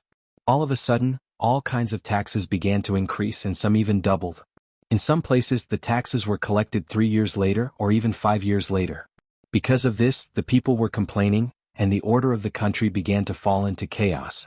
The matter of Phnom Penh dynasty was finally resolved temporarily. The mercenary army also began to withdraw. When the news was sent back to Vientiane City, the capital of Laos, many people were shocked. In the eyes of the nobles, this time the mercenary army and the Phnom Penh army would definitely suffer losses. In this way their opportunity had appeared. When the time came, once Siam and Ava sent troops again, Laos would definitely not want to be trapped internally and externally. Their status would rise and their authority would increase. Wouldn't this bring them benefits? But now the mercenary army had stopped. Were they still the powerful mercenary army that destroyed a country? If this was the case, where would their development opportunity lie? More importantly, this time the mercenaries had stood up for the Solingans. Naturally, they would receive the support of the domestic business groups. Their position would be more stable. Would they have a chance to rise again? In the eyes of the merchants and commoners, the conclusion that they came to was completely different from the nobles. The mercenaries had won the battle, and for the first time, the enemy general had apologized to the merchants on their side. This was something that seemed impossible to happen. Didn't this mean that the mercenaries' position had been recognized and respected by everyone? As the governor of Lao Province, Luan Shaochen had said that as long as you became a legal citizen of Lao Province, no matter where you were, no matter what happened, as long as you encountered any difficulties or injustice, the provincial government would stand up for you, solving the difficulties and finding justice at the same time. Naturally, many people scoffed at this. Most of them were merchants. They were not as ignorant as ordinary people. They had traveled extensively for many years and had been to countless places. Naturally, their horizons were not something that ordinary people could compare to. It was precisely because they had seen too many things that they did not believe that anyone could make decisions for them. Although they were very rich, their social status was not high. In the eyes of others, they were full of the stench of money. When it came to the degree of real respect, they were often inferior to some ordinary people. Soldiers, farmers, workers, and merchants. Merchants were ranked last. The general trend was like this. Why should they believe that the Lao provincial government would really protect their rights? Although they had paid a lot of business taxes. Now no one dared to say such a thing. What happened to the Solingans had proven everything. Not only did General Hun Sen of the Phnom Penh dynasty personally apologize and pay compensation, but he also invited the Solingans to do business in the Phnom Penh dynasty. They bowed their heads, paid compensation, and even took the initiative to invite them. Did this not prove the status of merchants? As the patriarch of the Solingans, Nong Si was very proud of himself. He was actively preparing goods to go to the Phnom Penh dynasty in person. After all, with the mercenaries as their backing, it could be imagined that the Phnom Penh dynasty would never dare to play any tricks. Did they really want to fight another war and pay compensation again? Sualangan was not the only merchant family in Laos. There were many other businesses that were not weaker than them, and some were even stronger than them. They all saw the opportunity and began to contact Governor Luan, creating all kinds of opportunities to get along and meet. Some of the big families even found the youngest and most beautiful girls in their families and gave them to Luan Shaochen as concubines in order to strengthen the relationship between the two sides. After Yang Qindong heard about this matter, he even gave instructions that if Luan Shaochen was willing, he could marry a few high-quality foreign women as concubines. Because he did not forget the expectations Luan Shaoqi and Zhou Hua had for this son when he left Crimson City. One of the most important things was the important matter of marrying a wife and having children. Even Luan Xiaoyu had mentioned it twice in front of him for the first time, showing the importance Luan family placed on this matter. Of course, according to Yang Qindong's intentions, he could take a woman from another race as a concubine, but it was impossible for him to take her as a wife. It had to be a Han woman in order to ensure the purity of his bloodline.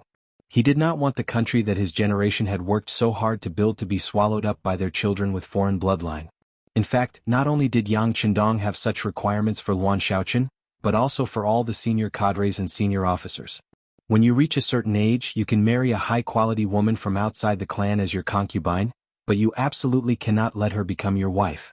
If anyone dares to do so and is found out, then I'm sorry, but everything you have now will become zero. You will also be removed from the cadre and become an ordinary citizen, vanishing into the crowd. Since Yang Qindong had spoken, the business groups paid more attention to this matter. Luan Shaochen also had an extra job, which was to go back and forth between the various big families after work. It was to get closer to them and at the same time to arrange blind dates. Not to mention, there was really a lucky woman that he took a fancy to and married as a concubine. With the previous example, the other merchant families were even more enthusiastic about this matter. Invitations for Luan Shaoqian to attend banquets were placed all over the office desk. The reason why the merchants were so crazy was naturally because of the benefits. Compared to the ordinary people, their gratitude was much purer.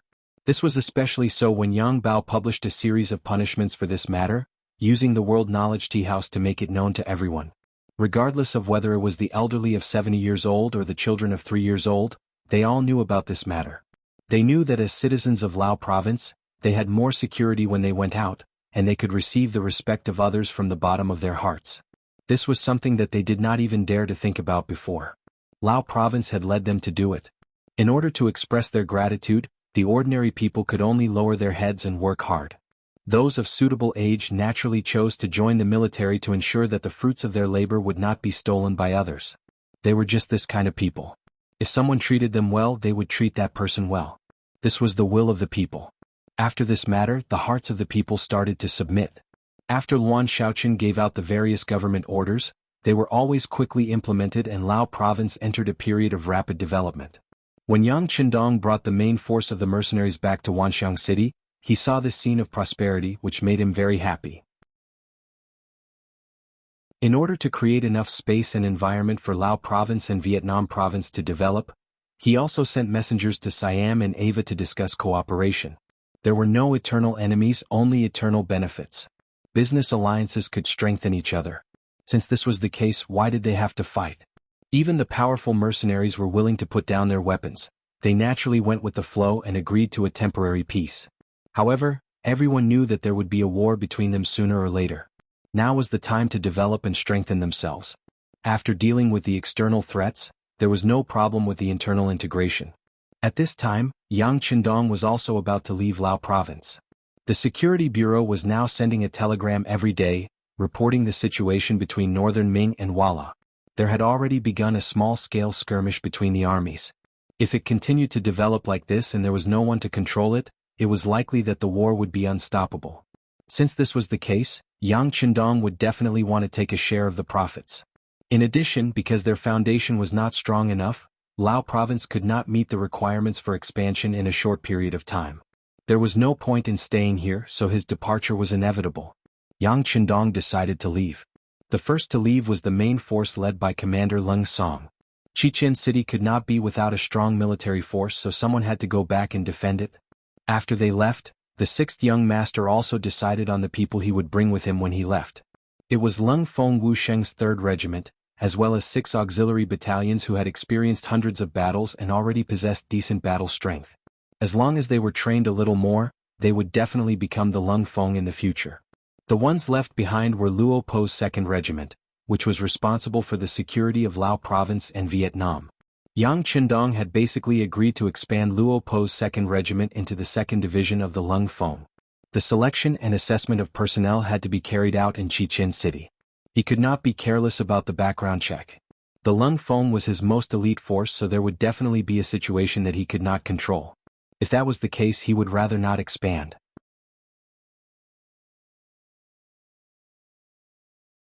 Chapter 631. Luo Po naturally agreed with this point. He fully supported the 6th young master's suggestion and expressed that there was no need to rush the expansion. He would do it steadily and make sure that every cold front that came would be a cold front. The strength of the elites would not decrease but would only increase. Yang Qindong was not worried about Luo Po. This person was able to stand out from the other officers and become the next regiment commander after Leng Song. Now that he had the qualifications, no one would say anything about him becoming the 2nd Division commander. After arranging this matter, it was time to leave. Before leaving, Yang Qindong had a long talk with Luan Shaoqian. He put forward some very useful suggestions for the future development of Laos. After that, he waved his hand and left Vientiane with nearly 4,000 mercenaries. He went to Yunnan province by land and met with Songzhe, the governor of Yunnan province. After giving Songzhe his approval and support, he boarded the ship at the harbor outside Tsui City in Yunnan province and headed north along the sea. After nearly a year, Yang Qindong finally returned to the north of Great Ming Dynasty after stirring up trouble in the south. Overall, this trip to the south had been very fruitful. Invited by the southern Ming dynasty, he first quelled the rebellion of the Yellow Bandits, then destroyed Jianghu and Lancang, and established two provinces, Vietnam and Laos. He dealt a big blow to the Phnom Penh dynasty, flexed his muscles, and obtained a period of peace. Finally, he was going to return to the north. Standing on the deck of the naval warship, Yang Qindong looked ahead and planned every step in his heart. This time he did not intend to enter Baiming's capital, Beiping City, when he returned to the north. His current identity was a little too sensitive. If he were to return now, it was very likely that it would cause unrest in the imperial court of the northern Ming dynasty. It was even possible that they would develop a strong sense of fear and give up on the battle with Walla. This was not the result he wanted. When he went to the south before, it was because he could not see any hope of expansion in the north. But even if the south was temporarily unable to expand, how could he possibly step in to stop a war that was about to break out in the north? The more intense the fight, the more he could fish in troubled waters and unknowingly develop and strengthen himself. Besides, the environment in the north this time was much better than the one in the south. When he went to the south, he was really in the dark and had to take things one step at a time. But now that he was in the north, he at least had a certain foundation. For example, the company commander of the Windchaser cavalry that he had sent to the grasslands 2 years ago had grown to a certain scale after a period of growth. Even in Baiming's newer Gandusi region, he had become a top figure. This time Yang Qindong wanted to meet up with Windchaser. Presumably with his support and participation, Windchaser's team would expand in a very short period of time and become a powerful force to enter the northern grasslands. The military ship headed north. The speed of the ship, which had been converted to steam power, was much faster. In just 5 days they had traveled thousands of kilometers through the Korean Strait and arrived at a place called Haixing. Haixing was Vladivostok, which was occupied by Russia in the future. To the north was the Shuangqing Guards and to the south was the Maoyan Guards. It belonged to the Great Ming's newer Gandusi. The newer Gandusi was a local military organization set up by the Great Ming government in Heilongjiang, Asu River, today's Wuxia River, Songhua River and Nayan River, today's Nan River. During Hongwu's reign, most of the Yuan dynasty officials in the newer Gandusi region surrendered to the Ming government. In the 9th year of Yongle, 1411, the newer Gandusi was officially set up. It was the highest administrative organization in Heilongjiang and Wuxia River. The main officials of the Gandusi were transferred officials and later became hereditary officials. The Mongols, Jurchens, Jalimi, Qi, Dor, and other races all made a living by hunting and fishing. The Ming dynasty government also appointed the leaders of the various races to take charge of the various places and gave them seals. They followed their customs and gave them tributes from time to time. The tributes included Jur falcon, mink fur, horses and other local products, which was similar to the inland taxes. The newer Gandusi was set up in Newer Gandusi on the east bank of the Heilongjiang River. It was roughly 200 kilometers away from the Heilongjiang mouth. The officials and troops that were sent to the newer Gandusi were all here. There were over 400 guards and troops stationed there. The area was east of the sea, northeast included Sakhalin Island, west of the Wonan River, Enan River, south of the Tumun River and north of the Xing'an Mountains. It could be said that this was a place where good and bad mixed together. Because of the diversity of the ethnic groups, it was very difficult to manage this place. There were even some areas that were constantly in war. Various ethnic groups and even some ambitious people wanted to expand their own forces here. In such a natural environment, Zhui Feng continued to develop and grow. When he first came here under Yang Qindong's orders, he was only a squad leader. Including himself, he only had 10 brothers. After such a long time, his team continued to grow, and now it had the scale of a regiment, with 3 battalions and a regiment under its command. Zhui Feng had also been given the position of regiment commander. Haha, you became a regiment commander just like that? I hope you won't disappoint me. With a smile on his face, Yang Qindong thought of the matter mentioned in the Security Bureau report. The warship docked at the sea town. Before it reached the shore, it could see a black mass of cavalry approaching. From afar there were at least 1,000 people. Prepare for battle. The third leader, Wu Sheng, shouted out reflexively. The 500 to 600 Lung Feng members and the guards on the ship quickly took out their guns and looked for a suitable position, adjusting the angle of the muzzle. It's fine. Yang Qindong was very satisfied with the performance of the Lung Feng. Then he waved his hand nonchalantly and looked ahead. This shouldn't be an enemy. As if to prove this statement, as soon as the voice fell, A large 5-starred red flag appeared in the middle of the cavalry. Naturally, the cold vanguard soldiers were no stranger to this flag. When they were on the sea with the Navy, they often used this flag. 3rd Regiment Commander, take a company of soldiers and check it out. Be careful. After Wu Xing saw the red flag, he put away his gun, but his eyes were still cautious. Who knows if the enemy stole a 5-starred red flag to confuse him? After the 3rd Regiment Commander Chang Chunyang received the order, he took a company of Lung Feng to the shore and approached the cavalry. Through the binoculars, he saw that they said something, and then a small group of cavalry followed behind Chang Chunyang and approached the shore. With the existence of that qi in his heart, Yang Qindong's eyesight had reached an unimaginable level. When he was still 100 meters away, he laughed heartily. He had already recognized that the leader of the cavalry was Zhui Feng. It was indeed Zhui Feng's cavalry regiment.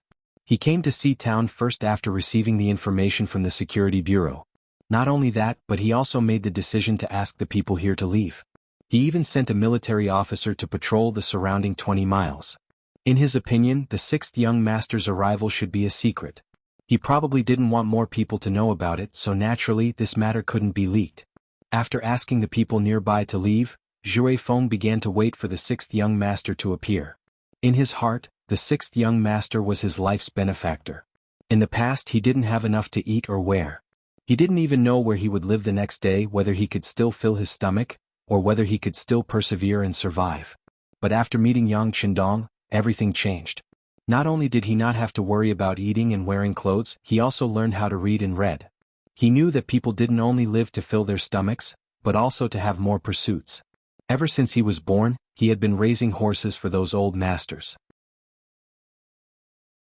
Zhui Feng's greatest pursuit in life was to have his own home one day, to be able to shelter him from the wind and rain, to have his own wife and children, to complete the family line, and to have a horse that belonged to him.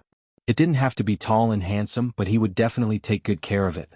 Every day he would use water to wash the horse very clean. Occasionally, when he had nothing to do, he could ride the horse for a walk. That was already very happy. But these thoughts could only be wishes, and he could only think about them in his heart. If he didn't even have enough to eat, how could he talk about raising his wife and children? And all of this changed because of Yang Qindong. All of his wishes were quickly realized. Following this, Zhui Feng's life ideals also changed.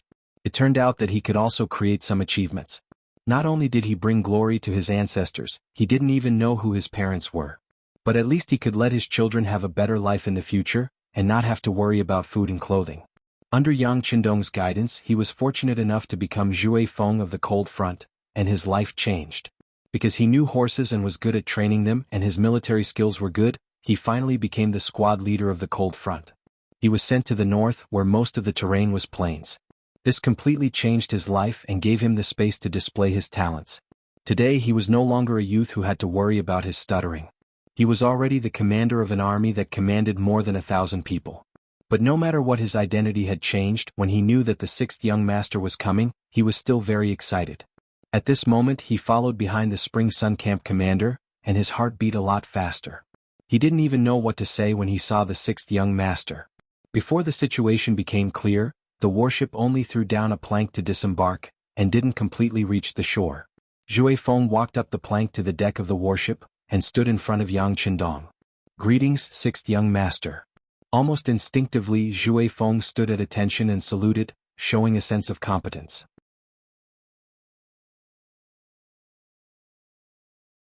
Chapter 632. Ichim not bad. It's a bit darker, but it looks more sturdy. Raising his right hand, Yang Qindong smashed Zhui Feng's right chest. This had become Yang Qindong's signature move. Even though everyone who was hit would feel a burning pain in their chest, no one complained about it. Because they knew that this was the 6th young master's way of showing intimacy with them. What? Other people didn't even have the right to be hit like this. Zhui Feng, who was praised, chuckled and revealed a silly smile. Then he thought of something and turned around to introduce the people behind him. 6th young master, this is 1st Battalion Commander Deng Yu, 2nd Battalion Commander Gao Danhua and 3rd Battalion Commander Ma Xiangshan. Deng Yu and Gao Danhua were originally soldiers of Cold Front. The 6th young master definitely has an impression of them. It's just that this Ma Xiangshan joined later. However, this person's horsemanship is extremely good and his riding skills are also very good. He is also very good at commanding troops in battle, so he was promoted to the position of 3rd Battalion Commander.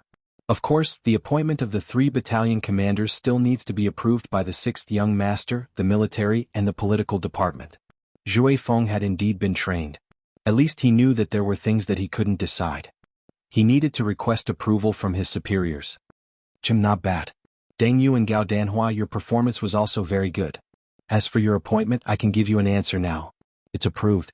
Yang Qindong had a smile on his face. These 3 people were the first 10 people to be sent here. Their backgrounds had already been investigated when they were in Crimson City. There would not be any problems, so he could directly appoint them. As for this Ma Xiangshan, he didn't know him, so he still had to follow the procedures. He couldn't casually make an exception. Deng Yu and Gao Danhua, who were called out, were naturally excited. This was an appointment approved by the 6th Young Master. Their identities and positions were stable. Ma Xiangshan, who wasn't called out, had an ugly expression. Then he made a shocking move. 6th Young Master, I want to challenge you to a duel on horseback. Do you dare? The words were shouted by Ma Xiangshan. Perhaps it was because he felt wronged and wanted to vent. However, he pointed the spearhead at Yang Qindong, which was something that no one could tolerate. How dare you? Kneel and accept your fate. Take him down. More than one person shouted. Then one person after another jumped out. Among them were the officers of the 3rd Regiment of the 1st Division, as well as the captains and members of the 1st and 2nd Guard squads. Even Hu Meng couldn't help but shout at this moment. Then he wanted to take down this arrogant person. But before he could make a move, Beta Persei had already taken a step forward and threw a punch forward. Beta Persei was the eldest of the 5 Yang family members, and his position and power were second only to Tiger's man. His mission was to ensure the absolute safety of the 6th Young Master. Now that someone dared to speak rudely in front of him, he wouldn't be polite and threw a punch forward. The punch was so fast that many people didn't see what happened. The punch had already broken through the air and arrived in front of Ma Xiangshan. Unlike the others, when Ma Xiangshan shouted that sentence, he thought of all kinds of possibilities, so he was prepared. Because of this, when Beta Persei's punch came, he quickly dodged to the side. Then, with his agility, he really dodged the punch. Beta Persei wasn't surprised that his punch missed. If a person who dared to shout in front of the young master didn't have any strength, he would look down on him. But it didn't matter that he dodged the punch. He suddenly swung his right arm to the right and the punch turned into a swing punch. The momentum was so fast and fierce that even Ma Xiangshan didn't expect it. Bang! After the punch, Ma Xiangshan flew out and flew to the deck 3 meters away. He fell to the ground with a bang. Just from the way he landed on the ground, one could tell how powerful that punch was. Take him down. Tiger's mane quickly responded. With the order, a team of guards, Ba Daojiang and Peng Yu, grabbed Ma Xiangshan, who fell to the ground, and then stood him up. They looked at him with a murderous look. It seemed that as long as the 6th young master gave the order, the 2 of them would chop him up and throw him into the sea to feed the fish. Ma Xiangshan, who was restrained, first took a deep breath. After feeling the pain in his chest and not leaving any internal injuries, his eyes fell on Yang Qindong. He then said with a provocative look, "What? You don't dare? You really don't know how to write the word death." Tiger's mane saw Ma Xiangshan provoking the young master again and again. He was already furious and threw a punch at Ma Xiangshan's lower abdomen. Bang! Ba Daojiang and Peng Yu held Ma Xiangshan tightly. The punch was solid. Ma Xiangshan's body shrank into a ball. He opened his mouth and breathed heavily. Obviously, the punch was so heavy that he couldn't speak. Windchaser, Deng Yu and Gao Danhua, who were standing opposite, were so scared that they couldn't speak. Usually Ma Xiangshan was very low-key and didn't talk much. He was very calm. How could he become so easily angered at this moment? He actually challenged the authority of the 6th young master again and again. Did he really want to die? Among the 3, Windchaser was the most difficult. He naturally respected the 6th young master, but at the same time, he also appreciated Ma Xiangshan. He was a native here. Not only was he familiar with the terrain and environment, but he also had Zhang Yuqi to command the battle. Every time he would lead the charge. It could be said that he was both a brave and a wise general. Such a person was rare. Even Deng Yu and Gao Danhua couldn't compare to him. And now, this person destroyed his own future just because he challenged the 6th young master. He felt that it was a pity. Of course, he didn't dare to say anything. He was very clear about his identity. He also knew that the authority of the sixth young master wasn't something that others could casually question. No one spoke. On the deck, there was only the sound of Ma Xiangshan constantly retching and Lung Feng glaring at him with murderous gazes. Perhaps in some people's eyes, Ma Xiangshan was already a dead man. They were only waiting for the sixth young master to give the order and hand him over to them. Then they would use all kinds of methods to make this person regret having a tongue and regret being able to speak. You want to challenge me? While everyone was waiting, Yang Qindong finally spoke. But it wasn't a condemnation. It was a question. Ma Xiangshan's physique was really good. Even though he was punched 3 times, the pain still persisted. It wouldn't go away for a few days, but he had already recovered his basic ability to speak. With the lesson just now, he didn't dare to challenge Yang Qindong. Fortunately, he had already achieved his goal, so he nodded after hearing this question. Well, you are very courageous. Since it's like this, I will agree. How about this? Seeing that you're injured, I'll give you 3 days to recuperate. After 3 days, we'll see who's the winner. Yang Qindong nodded lightly and actually agreed to the other party's challenge. This result naturally surprised everyone. Tiger's Mane and Beta Persei bluntly said, Young master, you have a body of gold. How can you take such a risk? Yes, sixth young master, Ma Xiangshan must have taken the wrong medicine. Don't take his words to heart. Windchaser and the others also quickly persuaded. Well, I have made up my mind. It's settled. By the way, in these 3 days, no one is allowed to find trouble with Ma Xiangshan. This young master wants a fair competition. Is that clear? Clear. Tiger's Mane and the others said reluctantly. But there was no other way. In their eyes, Yang Qindong's words were an imperial edict. No one dared to disobey. Ma Xiangshan was the first to get off the boat. He really needed to heal. The 3 punches just now were heavier than the previous one. It had seriously affected his movements. When Ma Xiangshan left, Windchaser immediately knelt down and asked for forgiveness. Sixth young master, it's all my fault for not teaching him well. Please punish me. That's right. Your soldiers are indeed too arrogant. That's not good. I'll punish you with half a year's salary and find a good horse for this young master. That shouldn't be a problem, right? Yang Qindong naturally didn't like to see subordinates offending their superiors. But Ma Xiangshan's matter was an exception. He had just arrived and only a few people in this cavalry regiment were familiar with him. The others were probably not familiar with him. If he wanted to lead them, it would be very difficult if he didn't show a certain amount of strength. Since that was the case, he decided to use this opportunity to tell the cavalrymen how powerful the person they were following was. It was only a penalty of half a year's salary. This was nothing to Zhui Feng, who was alone. But he was curious about why the sixth young master was looking for a horse. Puzzled, he asked, Sixth young master, what do you need a horse for? Of course it's for a competition. This young master has already agreed to Ma Xiangshan's request. I can't just stand on the ground and fight with him. Moreover, it's not just me. The other Lung Feng soldiers and auxiliary soldiers also need war horses. Living here, how can one live without a horse? Yang Qindong spoke as if this was a matter of course. These words not only stunned Windchaser, but also Wu Sheng and the others behind him. Sixth young master, we don't need it. We have bicycles to ride. Those things are very fast and we don't need to eat food. Isn't that better? Wu Sheng had never ridden a horse before. His soldiers also hadn't ridden a horse before. There was some resistance in his heart. Yes, sixth young master, you can live here without a horse. The various forces here also have infantrymen. This is very normal. Windchaser also explained. There was no other way. He didn't know about this before, so he didn't prepare so many horses. This was a hole for nearly 4,000 war horses. How could it be solved so easily?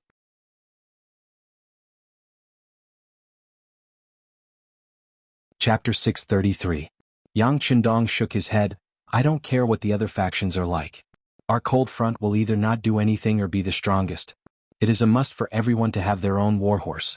In the future, everyone should have at least 2 or more. Yang Qindong did not mention the matter of the bicycle. Although it did not require food, if it was used for a long period of time, it would inevitably have all sorts of problems. They were so far away from Crimson City that if a problem occurred, it would be impossible to fix it.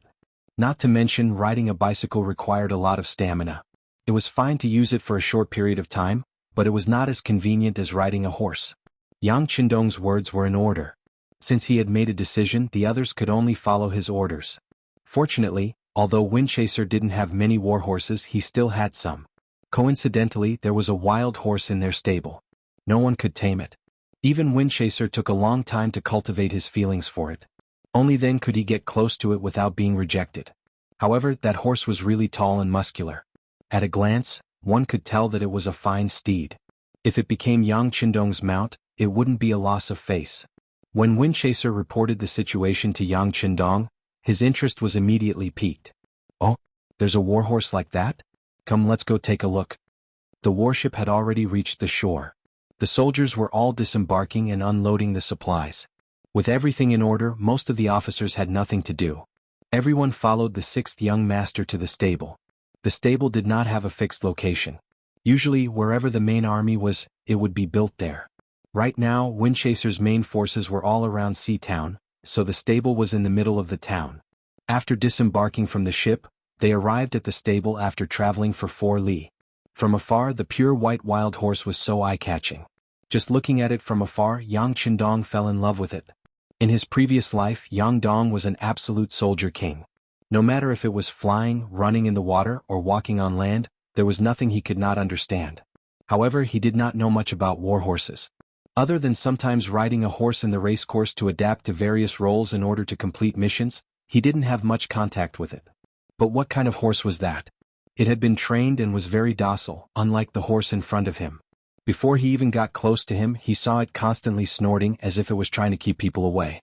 At the same time, its 4 hooves were constantly moving, as if it would give a kick to anyone who stepped forward. Good horse. Although he didn't know much about horses, this didn't stop Yang Qindong from liking it. He couldn't help but be eager to try. Sixth young master, please wait a moment. I'll put the saddle on him. Windchaser sucked in a breath of cold air.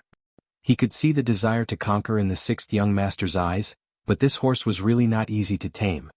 He had raised the horse since he was young, but after so many days, he could only get close to it. Usually, he had to personally deliver the horse feed for this horse. It didn't care about other people's food. It was very arrogant. Yang Qindong didn't speak. He focused all his attention on the white horse. He began to imagine riding on it and galloping the earth. Windchaser took a saddle from one of his soldiers and began to approach slowly. As he approached, he kept saying, white horse, you must be obedient. Although I know you don't like this thing on your body, aren't horses born to be ridden by people? Accept your fate, accept your fate. Just like coaxing a child, Windchaser kept talking while approaching. He was very careful, as if the white horse would go crazy at any time. Tiger's Mane, Wuxia, and the others looked at this scene with a smile. They felt very interesting. After all, according to the sixth young master's intention, they would also need to ride horses in the future. There was no harm in understanding it in advance. Peng? Just when everyone's eyes were looking here, an unexpected scene happened. The originally restless white horse suddenly raised its hooves and kicked the approaching Windchaser without warning. Windchaser was too familiar with horses. A moment ago he felt that the atmosphere was not right. When the horse raised its hooves, he suddenly retreated. Fortunately, the white horse was tied to a wooden stake. The distance it could move was limited, so it was able to avoid the attack. Just when everyone thought that it was a close call and applauded Windchaser's reaction, the scene suddenly changed. They saw that the wooden stake tied to the white horse was constantly moving. After a few moments, it was suddenly pulled up from the ground. Then the white horse neighed and rushed straight to Windchaser, who was closest to it. The horse borrowed the momentum of its hooves. With such a fast speed, everyone could imagine that once Windchaser was hit by the white horse, it would be a disaster. At this moment, even Windchaser himself was shocked. He first threw the saddle in his hand to the ground, then turned around and ran quickly. As a horse breeder, he naturally knew what would happen if the horse was frightened. Windchaser's speed was already very fast, just like his name. However, the white horse's speed was even faster. It fully utilized the strength of its legs, and when its 4 hooves landed, it covered a distance of several meters. In just a breath, it had already arrived behind Windchaser. Its pair of sturdy front hooves were raised high, and it directly smashed towards Windchaser's back. Once it fell, the 2,000 kilograms would be enough to break Windchaser's back. Even if that person could survive, he would be a cripple and unable to do anything. Peng? Just as everyone was shouting and Tiger Mang was about to pull out his pistol, a figure suddenly dashed past. Then, the white horse that was about to land suddenly stopped in midair. If one looked carefully, they would see that Yang Qindong was holding the rope that was tied to a wooden stake tightly in his hand. Just now Yang Qindong felt the danger. His body suddenly rushed out and grabbed the rope, forcibly pulling the white horse. With such a pull, Yang Qindong's face couldn't help but turn red. The white horse was in its prime and belonged to the heavy horse breed. With a rough estimate, this horse was at least 2,300–400 kilograms or even more. How could a person pull such a heavy weight? Feeling that at this moment his hands were about to bleed, Yang Qindong couldn't help sinking his qi into his dantian and mobilizing the qi in his body. Only then did he feel that his arms and body felt better. Taking advantage of this opportunity, Windchaser finally escaped from under the horse. But he was already covered in cold sweat. It was obvious that he was really scared. When he saw the white horse being held back by someone, he was naturally very unhappy. When he turned around and saw that the instigator of all this was Yang Qindong, he could not help but turn around and gallop over. The momentum of this run was as heavy as 10,000 pounds. Don't shoot. Yang Qindong was looking at the white horse's eyes, but from the corner of his eyes, he noticed that Tiger's mane, Beta Persei, and the guards had all taken out their guns. He quickly shouted, and then his body suddenly rushed to the side, avoiding the white horse's counterattack. The attack didn't succeed and the white horse seemed to be angered. It continued to rush toward Yang Qindong's position, as if it wouldn't stop until it stepped on this person. With the support of qi, Yang Qindong was like a monkey, always able to avoid the white horse's attack at the last moment. At times he would also counterattack, fiercely pulling the reins in his hand, bringing a trace of pressure to the white horse. One person and one horse fought a battle of wits and courage around the stable. Surprisingly, the white horse seemed to be quite intelligent. Sometimes it even knew how to make some fake movements, causing Yang Qindong to make mistakes. There were even a few times when it almost kicked the target because of this. Fortunately, the qi was indeed strong enough, especially now that he didn't need to use any strength, he only needed to dodge the white horse's attacks. This saved Yang Qindong a lot of energy, and the frequency of his counterattacks also became faster and faster. The sixth young master is so powerful. The scene in front of them had attracted more and more people to come here. When Lung Feng and the auxiliary soldiers saw the battle of wits and courage between the god of war and the white horse, they couldn't help but show a surprised expression. They only knew that the sixth young master's martial arts were very good, and his marksmanship was also very good. But all of this was just hearsay. Now that they finally had the chance to see it with their own eyes, everyone admired him in their hearts. In the blink of an eye, a quarter of an hour had passed. The white horse didn't have any intention of stopping its attack, nor did it show any signs of exhaustion. It was still incomparably brave and continued to attack. Relying on the qi, Yang Qindong dodged and counterattacked when the horse's hooves hit. He was also very brave and fierce. The man and the horse seemed to have reached a consensus, and that was, they must use this opportunity to determine the winner. Using the qi to resist the power, Yang Qindong could feel that the qi in his body was constantly surging out of his body. After it filled his entire body, it entered his right arm, causing his body to slowly become stronger at this moment. Although this change wasn't very fast, it won over a long period of time. A quarter of an hour had passed, and the qi didn't have any intention of stopping. It was constantly strengthening his body. This feeling was very subtle and it made Yang Qindong feel very comfortable. Even though he could already subdue the white horse, he didn't do so. He wanted to use this opportunity to stimulate his stamina and make his body stronger. Outsiders didn't know what was going on, so naturally they couldn't understand this. When they saw that Yang Qindong had already fought with the white horse for a quarter of an hour, and that the white horse was covered in sweat with a trace of blood, they couldn't help but worry for the sixth young master. Heavens, why is that horse bleeding red? Is it going to die?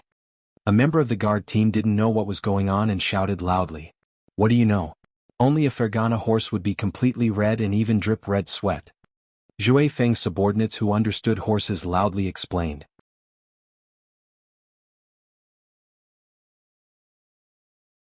Chapter 634. Because of this answer, the others also turned their heads and looked at Wind-Chasing Wolf.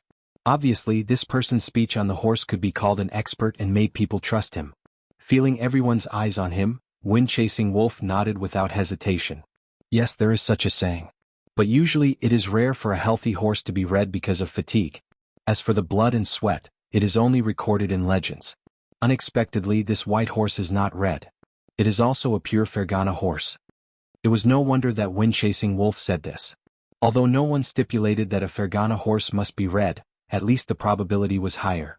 A white horse becoming a Fergana horse was not recorded in the book. Everyone finally knew the reason why the white horse turned red, but because of this they were worried about the sixth young master. This was not an ordinary horse. If Yang Qindong did not stop him and was still so determined, they were afraid that Tiger's Mane and Beta Persei would have shot again. Time passed by little by little. After half an hour, Yang Qindong could clearly feel that the qi in his body had stopped. He reluctantly stopped the movements of his hands. At this time his physique was more than twice as strong as before. He was full of confidence that if he made a move now, he could already control the white horse. But he did not do so.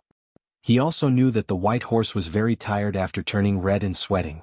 He was afraid that it could not exert its original strength. That being the case, it was better to let it have a good rest and fight again tomorrow. He wanted to take the opportunity to see if there would be any benefits. Although it was very incredible to talk about such a strong physique, Yang Qindong even had Datsong, so there was nothing to be surprised about. Too many illogical things had already happened. Even if that was the case, was there a need for one more or one less? Yang Qindong let go of the reins in his hand. White horse. No, it should be said that the red horse was standing there motionless and gasping for breath. Obviously the fight just now was very tiring and it should not have any extra strength now. Men, tie it up and serve it well. Don't neglect it. Yang Qindong exhaled a mouthful of turbid qi and laughed heartily. Immediately, someone came forward to tie up the horse. Wind-chasing wolf also took the opportunity to come over. Sixth young master, this horse is now very tired. It is time to subdue it. Wind-chasing wolf was also worried that Yang Qindong did not know how to subdue a horse, so he spoke out of turn. Wind-chasing wolf's general meaning was that now was the best time to subdue the horse. Once the red horse became a white horse and recovered, it would be difficult to do so. Yang Qindong knew that Windchaser meant well, but Yang Qindong had his own ideas, so he waved his hand heroically. It's fine. I have to subdue it when it's at its strongest. Only then can it truly submit to me. The sixth young master is mighty. When the others heard Yang Qindong's words, they all showed a look of admiration. This was their sixth young master. If he wanted to deal with someone, he would deal with the strongest. He would never take advantage of others. The news of Yang Qindong fighting the white horse by himself quickly spread. Everyone knew about this matter.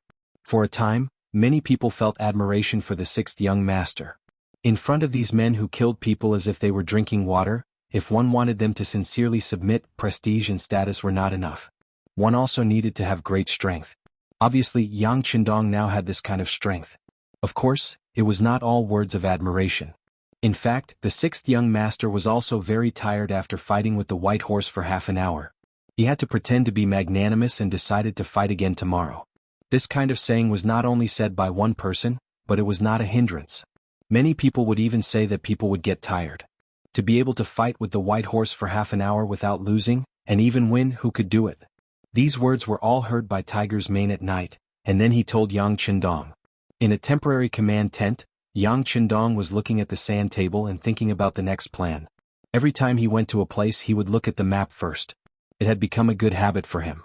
After all, if he did not even know the terrain and the various situations nearby, how could he talk about winning a battle? The strong would often think about how to use the terrain to win, and not passively wait for good luck to appear. Young master. Tiger's Mane appeared and reported the various discussions he heard. This was one of Yang Qindong's requests. If he wanted to know more about the thoughts of the soldiers, he had to know what they usually said. Well, I know. Yang Qindong said. For him this was not a problem at all. As long as he could finally subdue the uncontrollable white horse, it would be a fact and all the discussions would disappear. By the way, all the supplies have been transported to the shore. The supplies Yang Qindong asked about were naturally war supplies, including clothing, food, shelter, transportation, and all kinds of weapons and ammunition. This time, if Yang Qindong wanted to enter the grassland to fight, it would be too far away from the sea.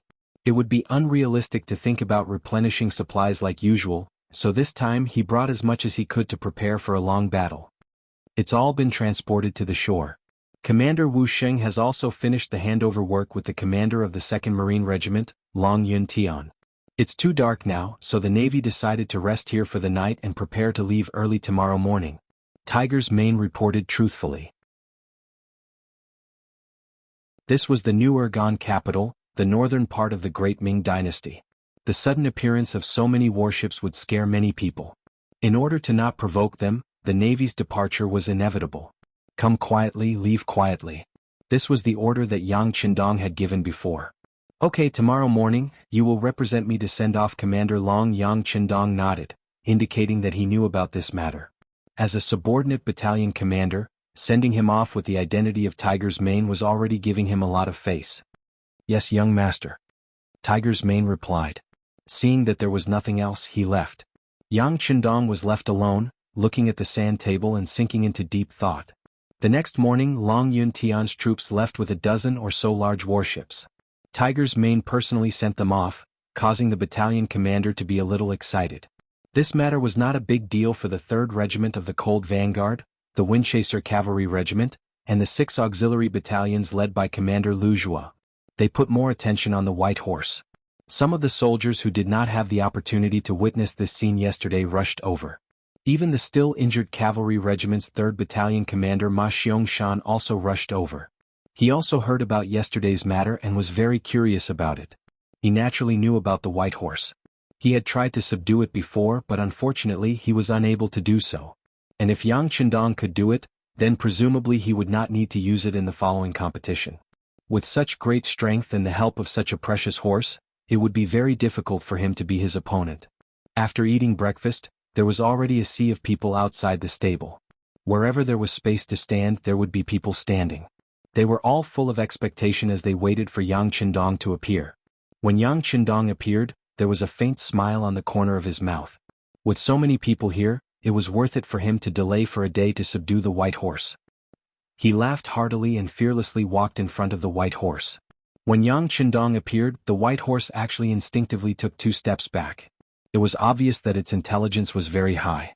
It still clearly remembered that it was defeated by this man yesterday. No matter what the White Horse's performance was, Yang Qindong had already appeared. Then he personally untied the reins, allowing the White Horse to regain its freedom. Then he stretched out his large hand and pulled on the reins as if he wanted to compete. The White Horse, who had suffered a loss yesterday, did not immediately submit. Perhaps it still wanted to fight, so it struggled with all its might, wanting to turn the situation around. However, when faced with Yang Qindong's infinite strength, it was useless.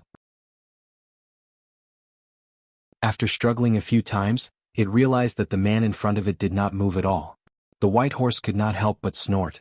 Then it stood up with its front hooves as if it was about to step on a person. Haha, good timing. With a loud shout, Yang Qindong jumped up and accurately landed on the White Horse's back. As his body fell, a huge force pressed down, causing the White Horse's body to tremble. Then it desperately resisted and neighed. The White Horse knew that there were not many chances left for it to resist. If it could not flip this human off its back now, it was afraid that it could only choose to submit. As the king of horses, how could it be willing to be ridden by someone? It constantly twisted its body and even raised its front hooves, wanting to flip Yang Qindong off the horse. Unfortunately, no matter how hard it tried, Yang Qindong was like a rock, not moving at all. It was as if he was a part of the horse's back. Yang Qindong had already tried, and the increase in his physique that appeared yesterday was no longer there.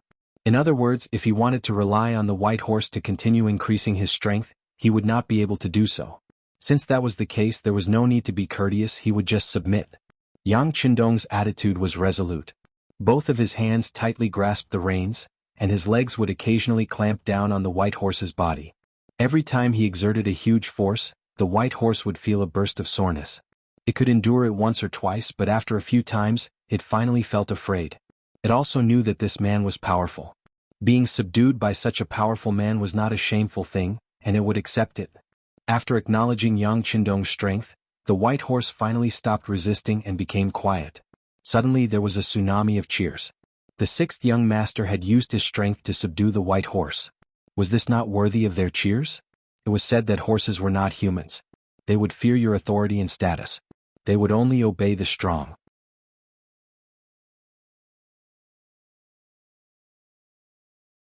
Chapter 635. Ha ha ha.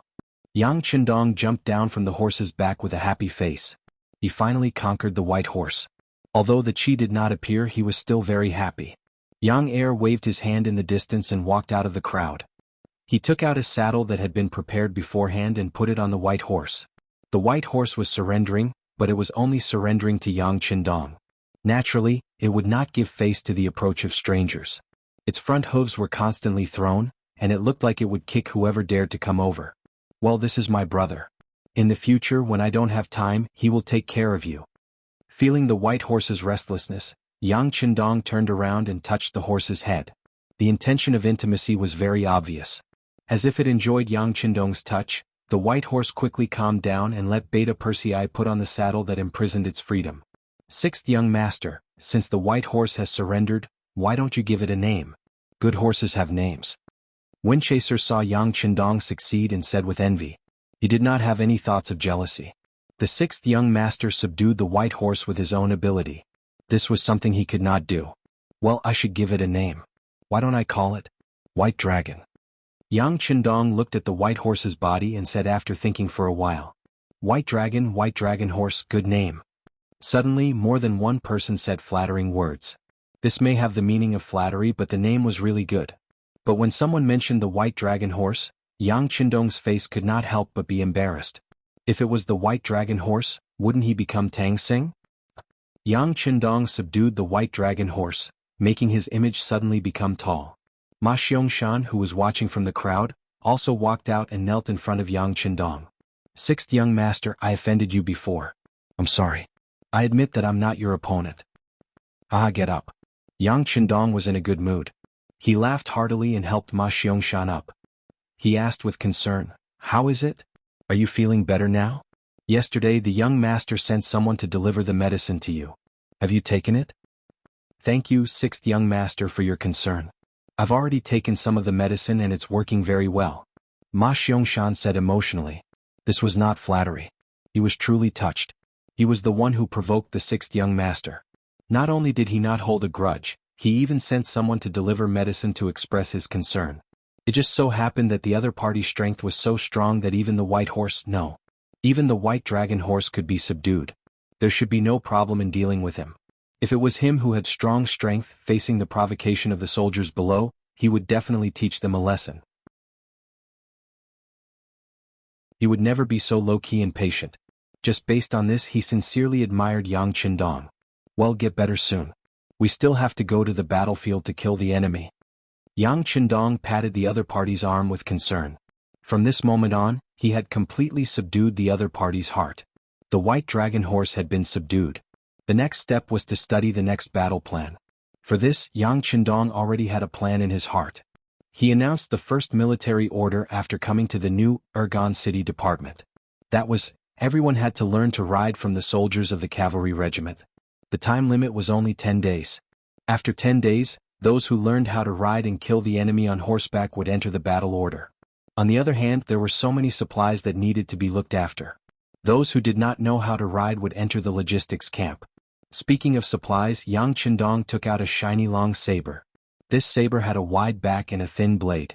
The body of the saber was relatively heavy, which was good for increasing the strength of slashing. The blade was smooth and the handle was slightly curved towards the blade. This kind of curved handle was easier for the rider to control and not easy to drop. For example, the sabers used by the Mongolian cavalry were thinner and lighter than the military sabers. The Mongolians' riding skills were exquisite. They mainly relied on the powerful impact of the horse's speed to drive the saber to complete the slashing and other tactical movements. The saber in Yang Qindong's hand was an improved version of the saber. It had more advantages. At the same time, the body of the saber was made entirely of steel, making it stronger and sharper. If it was a person with great strength, it was possible to cut the opponent's saber in half with one slash. There were also soldiers in the cavalry regiment who carried sabers. However, their sabers were not very sharp. Most of them were spoils of war and some of them were seriously worn out. Now that there was a new saber that was so sharp in front of them, who knew how many people were tempted? Everyone looked at the shiny saber with a longing expression and drooled. Seeing the longing in everyone's eyes, Yang Qindong laughed and said, "Don't be anxious. Everyone has one. This young master also hopes that you can use this sharp saber to kill the enemy and show the might of our army." Kill the enemy? Show the might? Immediately, some people began to shout loudly. Then their voices became unified, and they shouted together in an imposing manner. If you want to attack first, you must first sharpen your weapon. Without enough logistical support, although guns could still be used, they could not be used endlessly like before. Thus, the saber became a necessity. Yang Qindong started to look forward to the scene of them riding on horseback and sweeping away thousands of enemies. The idea was beautiful, but when it came to training, the results on the first day were not as good as expected. The soldiers were used to fighting on land. When they suddenly rode on horseback, their legs could not exert force. Naturally, they were not used to it. Some of them even fell off their horses without doing anything. It was a laughable scene. Fortunately, the cold vanguard was made up of able-bodied men. They had a good foundation and rich battle experience. Even when they fell off their horses, they instinctively took precautions. Therefore, there weren't many casualties. After falling off their horses, more and more soldiers began to get used to the necessary skill of a cavalry. Yang Qindong was the same as the soldiers. He also began to train his equestrian skills.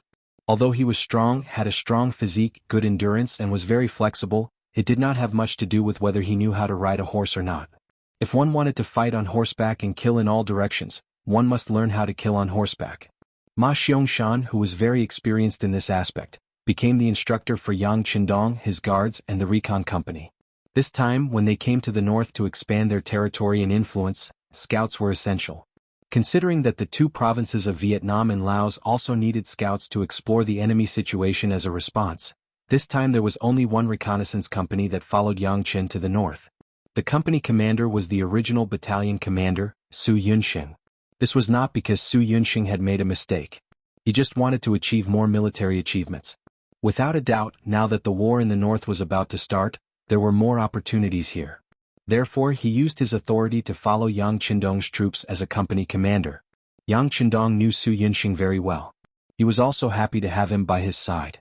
This way he could save a lot of time. Now, the recon company was able to benefit. They were able to follow Yang Qindong and his guards to train their equestrian skills. Compared to the other cold front, the brothers of the recon company had a foundation in equestrian skills. Usually, when they were scouting for information, they would often complete missions on horseback. Therefore, when they first started, they were still a little arrogant. If it was not for the sixth young master beside them, they probably would not even look at Ma Xiangshan. After all, scouts had their own pride. Ma Xiangshan did not take the scouts who had a foundation in equestrian skills seriously. In the first class, he even said bluntly, maybe some people already know how to ride a horse and feel that they have a certain level of equestrian skills. But as your temporary instructor, what I want to say is that your so-called equestrian skills are extremely laughable in my eyes. What you know should not be called equestrian skills.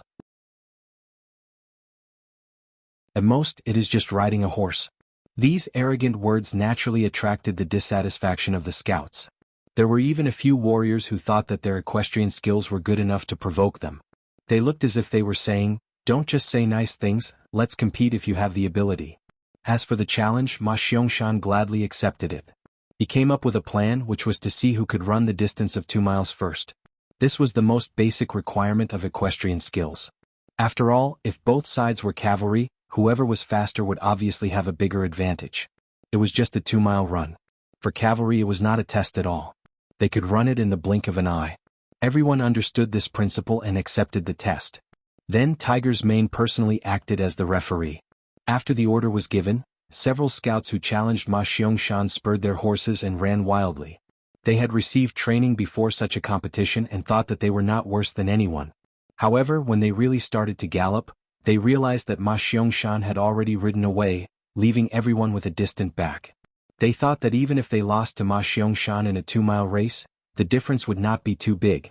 After all, the distance was very close. However, when the real competition started, these scouts realized that their strength was so far behind. After the competition, everyone recognized Ma Xiangshan's strength. The instructor began to integrate into the role, constantly talking about his understanding of equestrian skills and the things that needed to be paid attention to. For example, he first talked about the lightness and consistency when riding a horse. Horses performed best when they were relaxed and unrestrained, so the contact between the rider's hand and the horse's mouth must be very light. The pressure on the reins should not be more than a few ounces.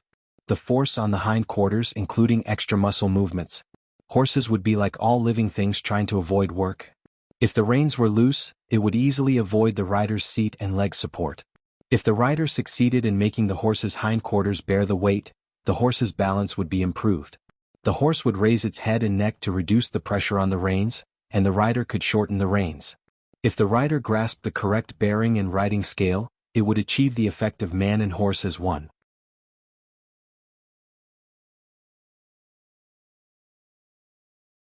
Chapter 636. The rider had to maintain a continuous impact. This could only be achieved if the rider's riding skills were good and their hands were still relative to the horse. If the rider could maintain a good state of communication with the horse, it would not be a problem to place their hands in front of the saddle or on the thighs. This would stabilize the hands. When the hands were free, the cavalry could swing the saber and continuously carry out actions to kill the enemy. From there, they could kill in all directions and achieve the final victory of the battle. Then he also talked about how to turn and stop while riding. Finally, he also talked about how to release the bow while riding. It could be done quickly and accurately. In short, this was a complicated process. Even if the cold front soldier's ability to understand was not bad, it was not something they could learn in a mere 10 days. Some things they only needed to grasp the theory. Later on, they still needed to learn, master, and apply it on the battlefield. Yang Qindong also learned from Ma Xiangshan for 3 days. But after just 3 days, he had learned about 80% of what Ma Xiangshan had learned. Not only that, but Yang Qindong and the White Dragon horse's tacit understanding had begun to develop. He could even do one difficult action after another on the horse's back. For example, his body hit on the side of the White Dragon horse to avoid the enemy's long-range arrow attack. For example, he only had one foot on the horse's pedal so his whole body could freely attack. He even did a difficult action that even Ma Xiangshan could not do. That was to jump into the air, kill the enemy, and then return to the White Dragon horse's back. With the flexibility of the body and the complete cooperation of the White Dragon horse, after only 3 days, Ma Xiangshan announced that the 6th young master had become the first outstanding student to graduate. This was not something that was given based on one's status or identity. Instead, it was an honor that was obtained based on one's talent. This naturally caused the soldiers to exclaim again and again. Then everyone became numb. It seemed that no matter what happened to the 6th young master, it was normal. 3 days later, Yang Qindong graduated and returned to the temporary command tent. He called Windchaser and asked about the progress of the matter. This matter was given to Windchaser by Yang Qindong 3 days ago. In view of the current situation, the first thing they had to solve was the problem of horses. According to Yang Qindong, it was too late to buy horses. Moreover, the quality of the newly bought horses was different, so it would take extra time to train them. Thus, it was better to just snatch other people's horses. Windchaser agreed with Yang Qindong's idea. After all, he didn't need 10 or 20 horses this time, but a total of 4,000 horses. If he wanted to rely on buying them, he didn't know how long it would take to complete the task. Since he had decided to steal a horse, he had to find a suitable target first. Coincidentally, there were 2 Baiming Qianhu's posts on the left and right of High Town. Furthermore, there was also a great Ming dynasty's guard post on the south side. The guard post system was also known as the guard post system. It was the main military system of the Ming dynasty and was created by Ming Taizu. Its concept came from the Sui and Tang dynasty's Fu army system. The Qianhu post was also called the Qianhu guard post. It naturally referred to 1,000 households. The Qianhu post had 1,120 soldiers, and there were 10 Qianhu posts, each with 112 soldiers. Each post had 2 main banners, each with 50 soldiers. Each main banner had 5 small banners, each with 10 soldiers. The general of the Qianhu guard post was called the Qianhu guard post and was a grade 5 official. The guard post was bigger than the Qianhu post. There were 5 Qianhu posts on the left, right, middle, front, and back. The 5 Qianhu guards post consisted of 5,600 soldiers. The guard post was a grade 3 official. The commander Qianhu post was a grade 3 official. The commander Qianhu post was a grade 4 official. The guard post was a grade 5 official. According to the Great Ming dynasty's military system, the positions of guard post and below were hereditary.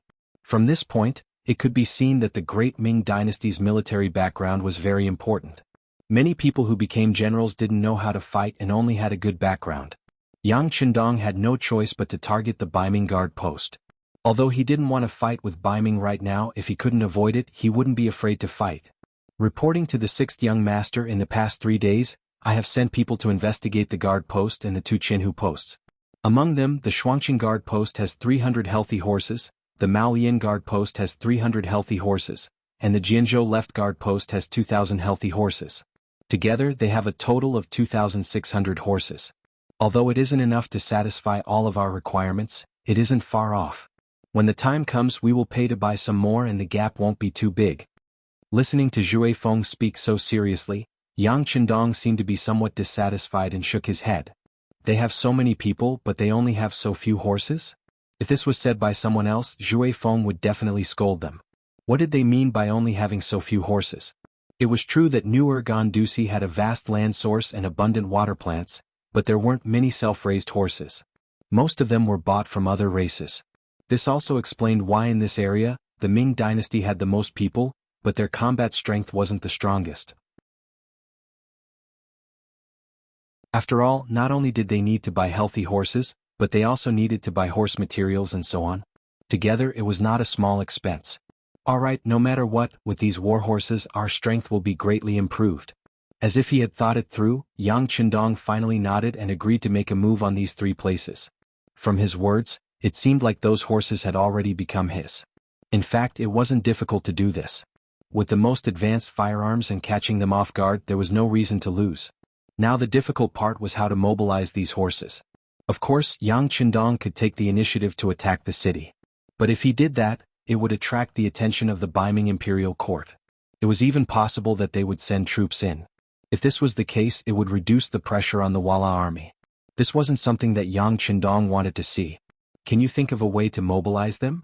Yang Qindong looked at Zhui Feng and asked. This subordinate will think of a way. Zhui Feng knew that this was the time to test him. This was facing the 6th young master. He had to perform well. He didn't make any guarantees nor did he say no. Zhui Feng went out of the tent to find his 3 battalion commanders and his company commander Ding Shan. He told them what the 6th young master wanted. The 4 of you are the backbone of the cavalry regiment. Now tell me, do you have any ideas or solutions? Windchaser looked at the 4 subordinates with the same expectant gaze and asked with the thought that 3 heads were better than 1. The 4 people fell into silence. After about 2 or 3 minutes, 3rd Battalion Commander Ma Xiangshan and his company commander Ding Shan raised their heads at the same time and said in unison, "Selling horses." Sell horses? Zhui Feng was stunned at first, but he quickly recovered and a smile appeared on his face. That's right, I'll sell the horses. Like this, company commander Ding Shan will complete this mission. If you need anything, the cavalry regiment will support you. The idea was thought of by 2 people. Windchaser did put the task on Ding Shan's head. This was not to favor one side, but in his opinion, Ma Xiangshan was still acting as an instructor. It was not good for him to leave. More importantly, no one was more suitable than Ding Shan to complete the task of selling horses. The reason was that no one was more cunning than Ding Shan.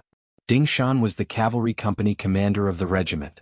Many times he was responsible for investigating the enemy. Sometimes, in order to investigate the enemy more clearly, he needed to go to the enemy's territory. At this time, disguises were very important. He didn't know how many times he had appeared in the enemy's territory as a merchant and completed the mission very well. Therefore, this mission belonged to none other than him.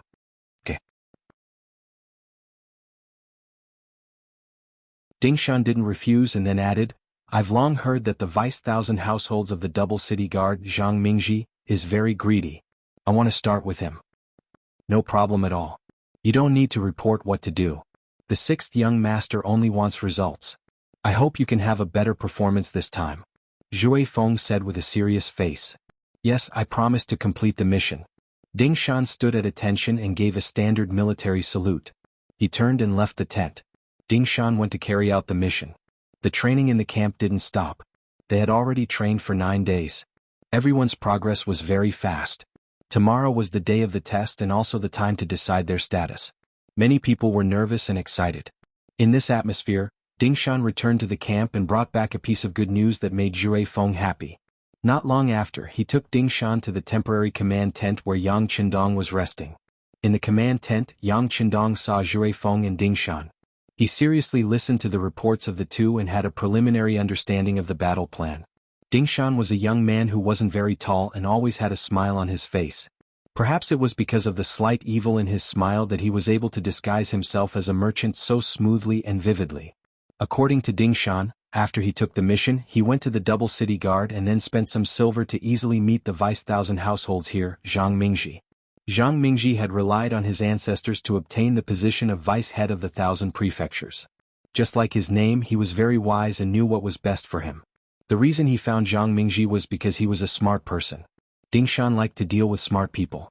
This could save him a lot of time and energy. Zhang Mingji saw Ding Shan in a tea house in the city. His hands were behind his back and his face was hidden.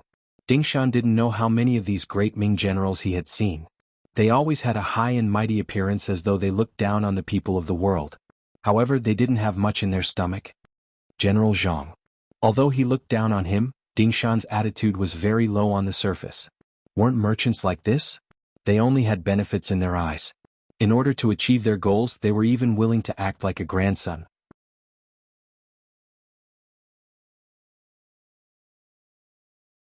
Chapter 637. And he snorted with his nostrils facing the sky as a greeting. After he was completely seated, he caressed the teacup and spoke with an indifferent expression. Your surname Ding? I heard from Xiao Wuzi that you want to see me? And you want to do business with me? The so-called Xiao Wuzi was the middleman Ding Shan had found. He was a broker in the city and was equivalent to the current middleman and introducer. Don't underestimate these brokers. Although their status wasn't very high, they had a wide range of connections. They knew many people from all walks of life. Many things that were impossible in the eyes of others could often be turned upside down once they made contact with one of them. Yes, this one's surname is Ding. I'm the fifth brother I found. Ding Shan's face was full of flattery. It was very in line with the face of a businessman who smiled when he saw people. And that's enough. Your surname isn't important. After this matter, I will forget about it. Just tell me what business you want to do with me this time. Let me tell you, this general is very busy. If it's a small business, then don't waste each other's time here. He acted as if he was very busy with work and had a lot of things to do. He didn't even look Ding Shan in the eye. Ding Shan didn't care about Zhang Mingji's disdain at all. He also didn't plan on forming any friendship with this person. Everyone met for their own purposes. Yes, since General Zhang says so, then this one will make a long story short. I have a batch of war horses on hand and I'm anxious to sell them. I don't know if General Zhang has any thoughts. As if out of instinct, Zhang Mingji waited for the other to finish speaking before he hurriedly lowered the price. I thought it was some big business. So it's war horses. Let me tell you. Wait, what did you just say? War horses? When he suddenly understood that Ding Shan's business was war horses, his expression changed greatly. He no longer had the careless appearance from before. Yes, war horses. This time it was Ding Shan's turn to become serious. Zhang Mingji carefully sized up Ding Shan. He didn't seem to believe the other's words. He asked again as if to confirm, what's your surname? Oh, you are Boss Ding, right? Are you sure you want to trade war horses with me, not ordinary horses? It wasn't strange that Zhang Mingji would ask this. The law of the Great Ming Dynasty stipulated that war horses were not allowed to be bought and sold privately. However, it was different for ordinary horses. As long as the quantity was not too large, private transactions were not prohibited. Of course, the price of war horses was several times higher than that of ordinary horses. I'm 100% sure that they are war horses. Oh, that's right. General Zhang, please look outside. Do you see my strong horse tied to the pole? That's the one I rode and this is one of them. Pointing at the healthy horse outside the tea house, Ding Shan said with a flaunting look. Although his current position was inherited from his ancestors, Zhang Mingji wasn't a complete good-for-nothing. At least, he still had a certain understanding of horses. This was because he had done a lot of horse trading in the past, but it was his first time dealing with war horses. Firstly, the trading of war horses was illegal, and no one dared to look for these officials. Secondly, who would sell a war horse when they had one? Those with power would be afraid of having too few people. Under suspicion, Zhang Mingji looked at the horse outside the tea house. With his eyesight, he could see that the quality of the horse was good. It was muscular and full of strength. This horse is good, but how many are there? He quickly suppressed the shock in his heart. In Zhang Mingji's view, although the quality of these war horses was good, they weren't rare goods. It was normal to have 3 to 5 of them. Ding Shan had been observing the changes in Zhang Mingji's expression. He was already certain in his heart. Seeing the other party ask about the number, he stretched out 4 fingers. Only 4. Zhang Mingji breathed a sigh of relief. 4 war horses wasn't that surprising. If he wanted, he could take the risk and get 4 from the army in the city. No. Ding Shan shook his head and waved his extended fingers. No. Then it's 40? At this moment, Zhang Mingji's interest was piqued. For him, if it was really 40, then it attracted his interest. No. General Zhang, can't you think about the bigger picture? Ding Shan looked as if he was trying his best to guess and not afraid of being scared. Sitting across from him, Zhang Mingji was really frightened at this moment. Since Ding Shan dared to say so, then it definitely wasn't 40. Could it be 400? At this moment, Zhang Mingji couldn't stay calm. It wasn't that he hadn't seen 400 warhorses before. Didn't the nearby Jianghu left guard have 2,000 warhorses? But that belonged to the Beiming Imperial Court, and these 400 were private transactions. If the matter was done, it would belong to him and he could sell it to the army at a high price. He could even think of a way to snatch these warhorses and give them to the Jianghu left guard. It would definitely be a great merit. At that time he might be promoted and become a true Qianhu. Don't underestimate the difference between a Qianhu and a Qianhu. There was a huge difference in power between the two. It was so big that some people couldn't achieve it in their lifetime. Zhang Mingji relied on his inheritance to become a Qianhu. It seemed that his starting point was very high, but if nothing unexpected happened he might stop there for the rest of his life. When it came to his next generation he wouldn't be a Qianhu but a Qianhu. For his descendants he was under a lot of pressure. At this moment his thoughts turned many times. In the end he made up his mind. This matter had to be done and it had to be done well. As for the present he would first stabilize Ding Shan's mind, and then make a plan later. Cough. 400 warhorses, right? Zhang Mingji's voice trembled slightly, indicating the excitement in his heart at the moment. Yes, it is 400, but I don't know if General Zhang can eat them all. If he can, how much silver can I give for each one? Of course the quality is guaranteed. Each one won't be worse than the one outside. Pointing outside the tea house, Ding Shan still had a smile on his face. Yes, if there are no problems with the quality, it's only 400 warhorses. I'll take them. At this moment, Zhang Mingji had to put on a rich and overbearing appearance. He couldn't show his cowardice and let Ding Shan doubt him. If that was the case, then this business deal wouldn't be able to be done. He also didn't ask where the warhorses came from. This was the rule. The buyer didn't ask the seller where the goods came from. Because of this, there were many good and cheap goods circulating in the market. Okay. Ding Shan also had a very happy expression. Then he looked at Zhang Mingji with a longing gaze as if waiting for him to make a bid. Zhang Mingji only thought for a moment before nodding. Okay, if there are no problems with the quality, I can give you 200 silver for each warhorse. How about it? In the normal market, an ordinary warhorse only cost around 30 silver. A warhorse's price was around 100 to 120 silver. The specific price depended on the warhorse's health and leg strength. But with so many warhorses, of course, it couldn't be treated like normal. Often the more warhorses there were, the more expensive they were. But the price of 200 silver per warhorse was very sincere. It was even higher than the market price and the black market price. 200 silver per warhorse, 400 warhorses would be 80,000 silver. This was definitely not a small number, and it was definitely not something a small vice-thousand households could decide. But Zhang Mingji didn't think too much before making a decision. This could only prove one thing, which was that he was determined to get it. But Ding Shan didn't seem to see this. He just kept smiling and nodding, looking very much like a greedy merchant. The price was settled. Next was the location of the transaction. 3 days later, at Horn Mountain Colonel, the two sides agreed to trade there, one hand for the goods. Only then did Ding Shan leave. Zhang Mingji looked at the departing figure and fell into deep thought. Since such a big piece of fat meat was in front of him, he had to eat it.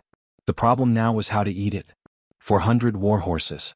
Not to mention him, even with the current strength of the Twin City Guards, it would be difficult to eat. It seemed that he had to inform the Jianghu left guard. This was also the reason why he insisted on the transaction 3 days later. On the surface he said to Ding Shan that he wanted to gather silver. After all, 80,000 silver was not a small amount. But in reality he wanted to give enough time to inform the left guard. Although the warhorses could communicate with each other, it would take 2 days to go and return. In addition, they needed to make preparations. 3 days was just right. As a company commander directly under the regiment, Ding Shan's brain was definitely enough. He had seen through Zhang Mingji's bad intentions, but he wasn't afraid. If it was in the past, with only their cavalry regiment, it would be troublesome to take the initiative to provoke such an enemy. But now, with the 6th Young Master and the 3rd Regiment of the Cold Front and 6 auxiliary battalions, what was there to fear? In the temporary command tent, Ding Shan gave a detailed account of his meeting with Zhang Mingji. In the end he also mentioned his suspicions. Then he tightly shut his mouth. In this tent, no one from the 6th young master to the 3 regimental commanders and the battalion commanders had the right to speak as a company commander. Very good. This time, Company Commander Ding has done a meritorious service. Yang Chendong waited for Ding Shan to finish explaining the situation, then praised him generously. Then, his gaze began to search the sand table. Soon he found the place called Horn Mountain. Colonel, the new Urgan city was now outside the pass, in the area of the 3 northeastern provinces. Before it was heavily developed, there were only plains and high mountains here. The tall mountains were connected one after another, giving people a very grand and spectacular feeling.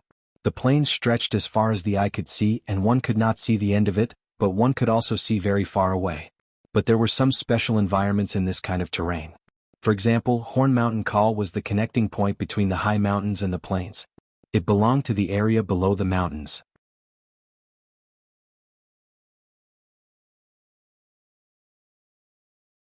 Chapter 638. With the mountain behind them, they could block the cold winds of the northeast winter. This kind of place was suitable for the local people to live in. Slowly, it formed a village of 100 families. The surrounding fields had also been properly developed. And this kind of place had a special characteristic. It was very suitable for an ambush. On one side of Horn Mountain Call was a tall mountain and dense forest. Imagine if there was an ambush there, what kind of effect would it have? If they charged down from above, they would gain the upper hand. There was also a village at the foot of the mountain. They only needed to block the entrance to the colonel. Then wouldn't the people who came here be caught? Since Zhang Mingji had chosen this place for the transaction, he must have a plan. Perhaps he had already arranged spies in this Horn Mountain Call village. In other words, the other side had the upper hand. If Ding Shan dared to play any tricks, he would not be able to escape his eyes. How many enemies does the Twin City Guard have? How many troops will they send? After some consideration, Yang Chendong asked Windchaser, the leader of the cavalry regiment, who was standing at the side. Zhui Feng thought carefully and quickly gave a general answer. Replying to 6th young master, the Twin City Guard only has a single 1,000 households stationed there. There are only 1,000 or so people stationed there. Since they want to swallow this warhorse, they can't let anyone know about it. They won't send too many people either. I estimate that other than the original 300 cavalrymen, they will at most send another 200 infantrymen, half of the total force. This was not Zhui Feng's guess, but the result of countless experiences. Often there would be other races causing trouble in this area. The nearby Biming cities would often send half of their troops. After all, there were large amounts of people and things that belonged to them in the city. They could not just throw away the watermelon and pick up the sesame. They were also afraid of being lured away by the enemy and not even having a home to call home. Half of their forces? Easy. Yang Chendong naturally showed a confident smile after hearing this. A plan was slowly taking shape in his mind. About a quarter of an hour later, he looked at the sand table again and began to arrange the combat tasks. Battalion Commander Gao Danhua Yu, Company Commander Ding Shan, and Company Commander Su Yunxing will be in charge of dealing with the Biming army in Horn Hill. Colonel, remember, killing the enemy is a must, and taking their warhorses is your main goal. Of course, you cannot let a single person go and leak the news. Battalion Commander Deng Yu, Battalion Commander Ma Xiangshan, your 2 cavalry battalions will be in charge of dealing with the enemies of the Mao Lian guards who may come to help. If there are no accidents, they will definitely send 300 cavalrymen, so you must keep their warhorses. The rest of the people will be with this young master to ambush the main force of the Jianghu left guard in the Stone Mountain area. Everyone should familiarize yourself with your mission and the terrain as soon as possible. If there is anything you don't understand, you can ask this young master at any time. With the advantage of superior forces, excellent equipment, and the surprise of the attack, Yang Chendong was 100% sure that he could deal a heavy blow to the Biming cavalry. The key question now was how many warhorses they could keep. With his orders, the regiments, battalions, and companies quickly began to mobilize and divide the work before the battle. Only one day later, except for a company of auxiliary soldiers left to guard the supplies, the rest of the soldiers all moved out and went to their own targets. At the same time, a warhorse in charge of communication also entered the Jianghu Left Guard's office. The commander of the Jianghu Left Guard was called Qin Dula. He was a brave general and the only high-ranking general in the Jianghu Left Guard's office that did not rely on inheritance. He had the official position of Biming third-grade general. After Zhang Mingji and Ding Shan separated, they went to the barracks to find Chen Hu Hiying. After a discussion, they both felt that with their own strength, it was impossible for them to take down 400 warhorses. They decided to report it to their superiors and ask the Jianghu Left Guard and the neighboring city's Maolian Guard to send troops to help. As a reward, the Shuangqing Guard would get 150 warhorses, the Maolian Guard would get 50, and the Jianghu Left Guard would get 200. There was no other way. The Jianghu Left Guard was a Jianghu Left Guard and its strength was too great. If they were asked to help, they had to give enough benefits even though they were family. But brothers still had to settle accounts clearly, right? As for the Maolian Guard, they only needed to send troops to help, and they would get 50 warhorses for free. No matter how one looked at it, it was a profit. In the Jianghu Left Guard, Commander Chindula, who received the news, called over his fellow commanders Liang Xian, secondary grade 3, and Commander Tang Longtian, primary grade 4, to discuss how to cooperate with the Shuangqing Guard to take down these 400 warhorses. This is a piece of fat meat, hee. Tang Longtian, who received the news, rubbed his calloused hands and laughed. This Shuangqing Guard is quite tactful, giving us half of the benefits. Since that's the case, I'll take action once. Later I'll take 2,000 cavalry with me. Then everything will be easy. Commander Liang Xian spoke with an insufferably arrogant expression on his face. Liang Xian had inherited the position of Commander Liang Xian through the virtue of his ancestors.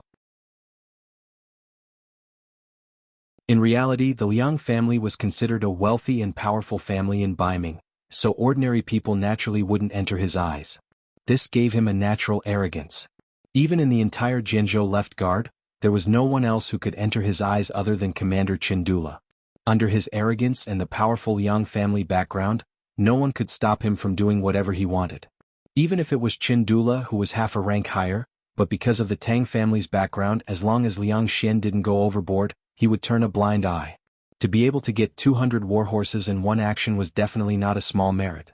Needless to say, Liang Xian wanted this merit and wanted to take action. What else could Chindula say? He also didn't think that there was any power nearby that could stop his 2,000 cavalry. There was a unit under the banner of the 5-star army that could be considered to have some power. They had more than 1,000 people, but the two sides had never directly dealt with each other. The other side also seemed to be very friendly towards Ming, so there was no need to consider their threat. Besides, how could 1,000 cavalry be a match for his 2,000 elite cavalry? Since there was no danger, he would just let Liang Xian do what he wanted. Since Chindula didn't care anymore, Liang Xian naturally became the one who made the decision. He called over Hu Ji, a minor 5th-rank official, and had him gather 2,000 cavalrymen. The next morning they would follow him to carry out the military mission. The matter was settled like this. From the beginning to the end, no one asked about the origin of the 400 warhorses. It had to be said that they were indeed very careless.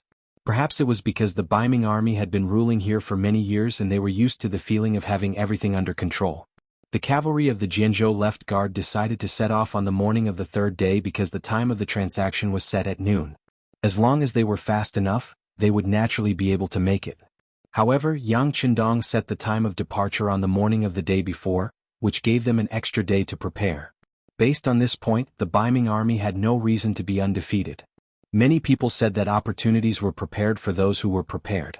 Not only were you weak, but you also didn't have enough preparation and time to prepare. How could you say that you were undefeated? Horn Mountain Call, on the morning of the third day, suddenly became lively. The small area, which originally only had 100 households, suddenly had 300 Ming cavalry, and the atmosphere became somewhat tense. The 300 cavalry were personally led by Vice Jinhu Zhang Mingji. He had no intention of hiding it. After all, the transaction this time was 400 warhorses. If they didn't bring enough people, how could they bring these warhorses back? He believed that even Ding Shan wouldn't be able to say anything after seeing this formation. Of course, on the surface, there were only 300 cavalry, but in the dark, on the back mountain of Horn Mountain Call, there were 200 infantry lying in ambush. If it weren't for the safety of the Twin City Guards, perhaps even Chenhu Hiying would personally make a trip. 300 cavalrymen and 200 infantrymen in the dark. This made Zhang Mingji very confident. In addition, the 300 cavalrymen of the Maolian Guard and 2,000 cavalrymen of the Jian Province Left Guard would appear one after another after receiving the news. This made him very confident. He believed that everything was under his control. Now he only had to wait for the seller Ding Shan to appear. The agreed time was noon. When smoke began to slowly rise from the chimneys of the families in the small village of Horn Mountain Call, a large group of horses arrived at the village gate. The group was made up of 400 war horses and each war horse had a rider. Not only that, but there were also more than 100 people following from the left and right. It seemed like the group was quite large. They're here. Zhang Mingji immediately noticed the caravan and a smirk appeared on his face, as if he had succeeded in his scheme. This Ding Shan really didn't go back on his word. He really did bring a group of 400 war horses. This person really was stupid, daring to trust him so much. At this moment, Zhang Mingji already viewed Ding Shan and this group of horses as a piece of fat meat that had jumped into a bowl. Although there were 400 cavalry and 100 men that appeared with the group of horses, he had already automatically ignored them. What kind of place was this? This was Ming's slave Gandu Si. Who dared to make an enemy of the Ming army here? Under the preconceived notions of an official, he didn't think that there would be people who dared to make an enemy out of them, or that they would be unfavorable to him. He didn't put any of the dangers in his eyes. All he saw were benefits and opportunities. Just as Company Commander Ding Shan and 2nd Battalion Commander Gao Danhua led 500 cavalry and 400 war horses into the village, in the back mountains of Horn Mountain Call, a smokeless massacre was taking place. The ones being massacred were the 200 Ming infantry sent from Shuangqing. The killers were the Reconnaissance Battalion Commander Su Yunxing and his subordinates, 100 soldiers. With 100 elite Reconnaissance Battalion soldiers against 200 Ming infantry whose combat strength was only around 3rd class, and also a sneak attack, there was no problem in winning. In silence, Ming soldiers hiding in the forest were killed one after another. Many of the soldiers didn't even make a sound before they died. They didn't even know who killed them or what the killer looked like.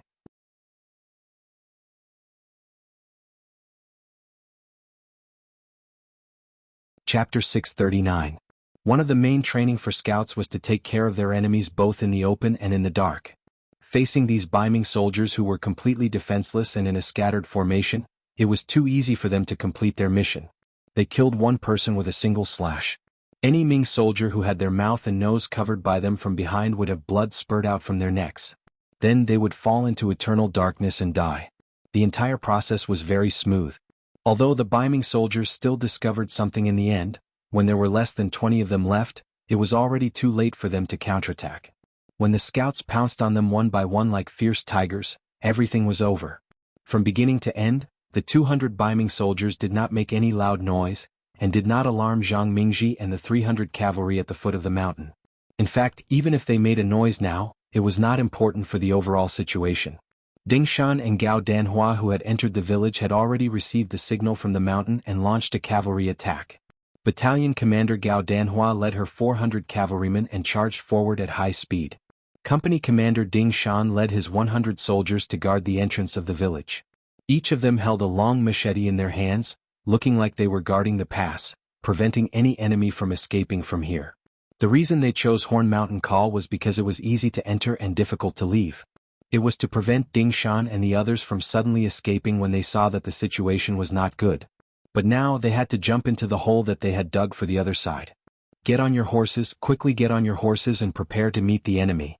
Vice Jianghu Zhang Mingji saw the sudden attack of the cavalry, causing the ground to tremble. At this moment he was really scared. He panicked and shouted at the 300 cavalry. The 300 cavalry from the Twin Cities did not expect such a thing to happen. They came here to receive their war horses. Even if they wanted to fight, they had to wait for the cavalry from the Jian Province Left Guard and the Malian Guard to appear together. What was the situation now? The reinforcements had not yet appeared, and they were about to start fighting?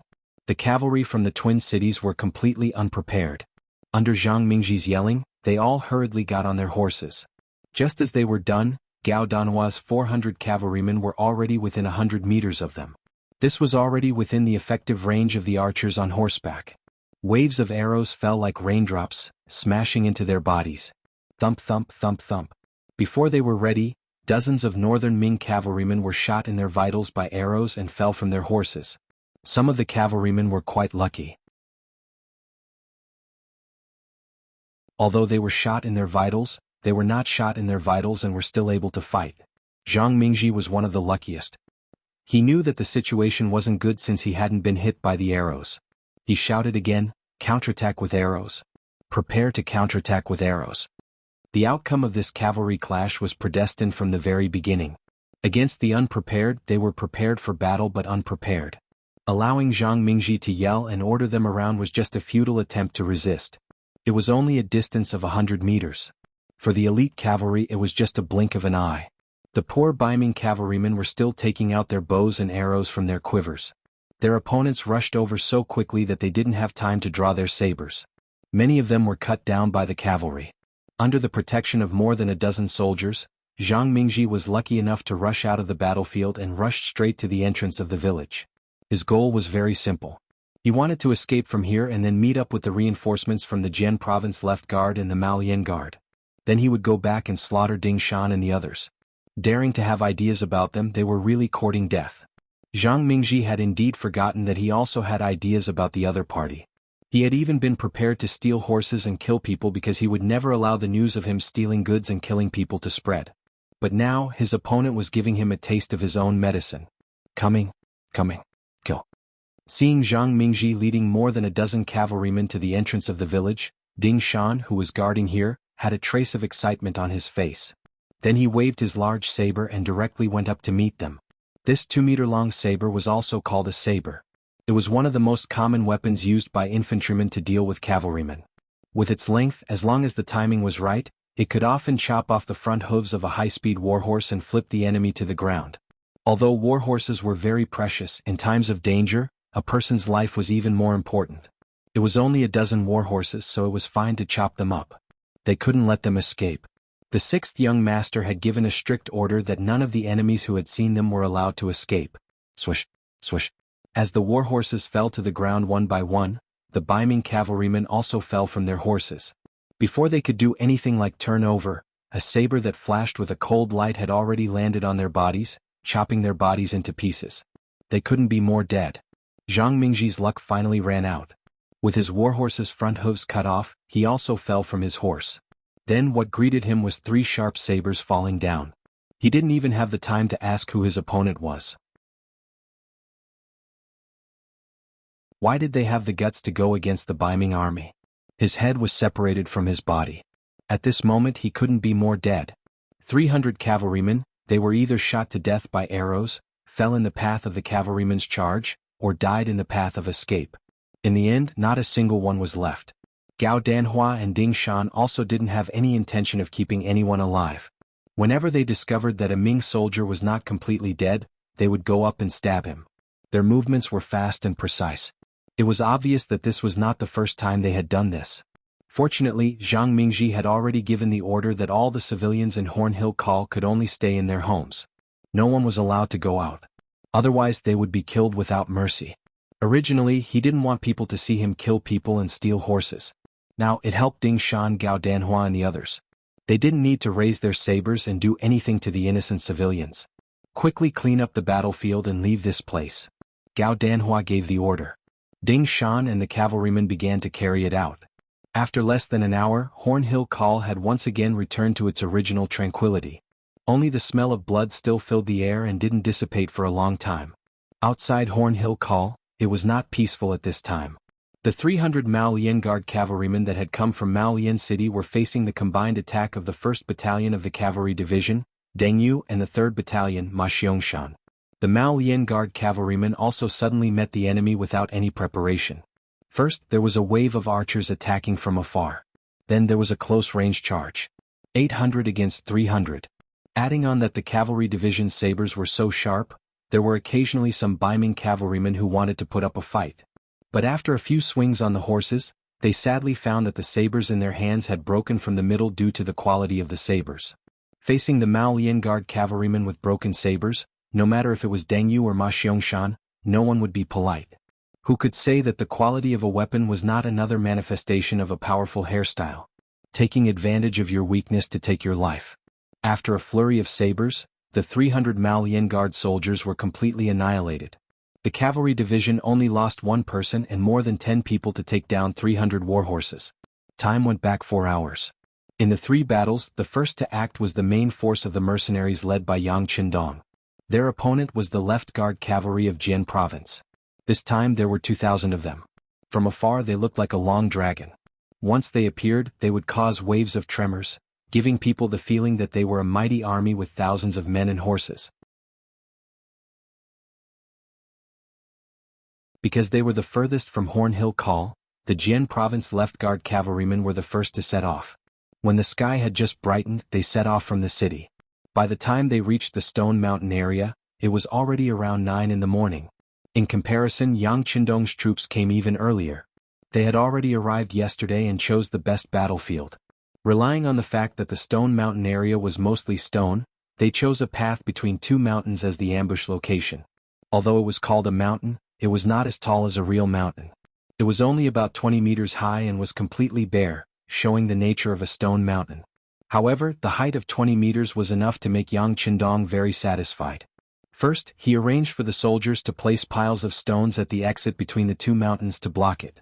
This was to ensure that the enemy could only be a turtle in a jar after entering here. Then he began to arrange the specific location and tasks for the ambush for each battalion. The political commissar of the 2nd Regiment and the commander of the 2nd Battalion, Qin Bo, was responsible for the attack on the left side of the mountain. The commander of the 3rd Battalion, Chun Yang, was responsible for the attack on the right side of the mountain. The regimental commander and the commander of the 1st Battalion, Wuxia, was responsible for blocking the enemy's retreat. At the same time, each battalion brought 2 auxiliary battalions to ensure that the task could be completed smoothly. In this battle, besides Yang Qindong himself riding the white dragon horse, there was no other horse accompanying him. However, when facing an enemy of 2,000 cavalrymen, he was still full of confidence. This was an ambush. His troops were nearly twice the number of the enemy, and they were equipped with advanced flintlocks. There was no possibility of failure. Now he just had to wait for the enemy to appear on time. Liang Xian, the commander of the Jian province left guard, also had the same idea as Yang Qindong. Personally leading 2,000 cavalrymen, this force was equivalent to walking sideways in the vicinity. It was fortunate that they did not cause trouble for others. Who would dare to have any ideas about him? Moreover, with the combat power and speed of 2,000 cavalrymen, even if they encountered the enemy, they could completely rampage. There was no need to consider or worry about anything.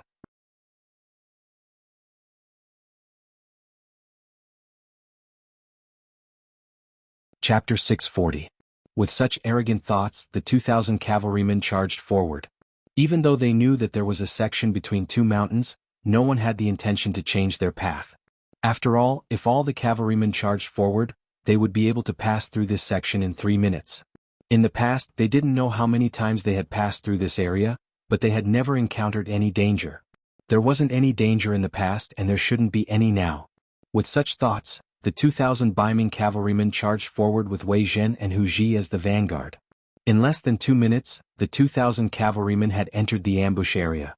At this moment, General Hu Ji, who was charging at the front, had already seen the mountain rocks that were 4 meters tall blocking the road. Whoa! Hu Ji, who had stopped his horse, instinctively raised his head and looked around. Logically speaking, since there were rocks blocking the road, there must be an ambush nearby. However, no matter how he looked around, he couldn't see a single enemy. He also didn't expect the enemy to suddenly appear and wave their flags and battle cries. "General, what should we do?" Seeing that their path was blocked, the vanguard cavalry had no choice but to rein in their horses and put all their attention on Hu Ji. "The situation isn't right, retreat." Hu Ji decisively gave the order to retreat. Although he could order the army to dismount and move the rocks in front of him away, he still felt uneasy. After all, the rocks were only 4 meters tall, and they should be able to remove the obstacles in front of them quickly. The soldiers naturally followed the general's lead. Since Hu Ji gave the order, the cavalrymen below nodded and prepared to retreat. At this moment, they realized that the cavalrymen behind them had caught up. Everyone was blocked in between the two mountains. "Don't move forward, everyone listen to my order, turn your horses around and retreat." Seeing that more and more people were coming, the bad feeling in Hu Ji's heart grew stronger. He was anxious to get out of here. At the same time, he looked around from time to time. Although there wasn't a single enemy in sight, he felt that there were countless pairs of eyes watching him. On the left side of the mountain, Yang Qindong was watching everything that was happening at the foot of the mountain with Squad 1 and 2. With a leaf in his mouth, Yang Qindong put down the nightmare domain in his hand and sighed. "The enemy's vanguard general is quite smart. Too bad I can't have it all." After sighing, Yang Qindong shook his head and threw the thought to the back of his mind. In the entire great Ming dynasty, there were naturally many capable people. Moreover, there were also countless people who were good at fighting. He couldn't possibly pull everyone into his camp just because he saw them.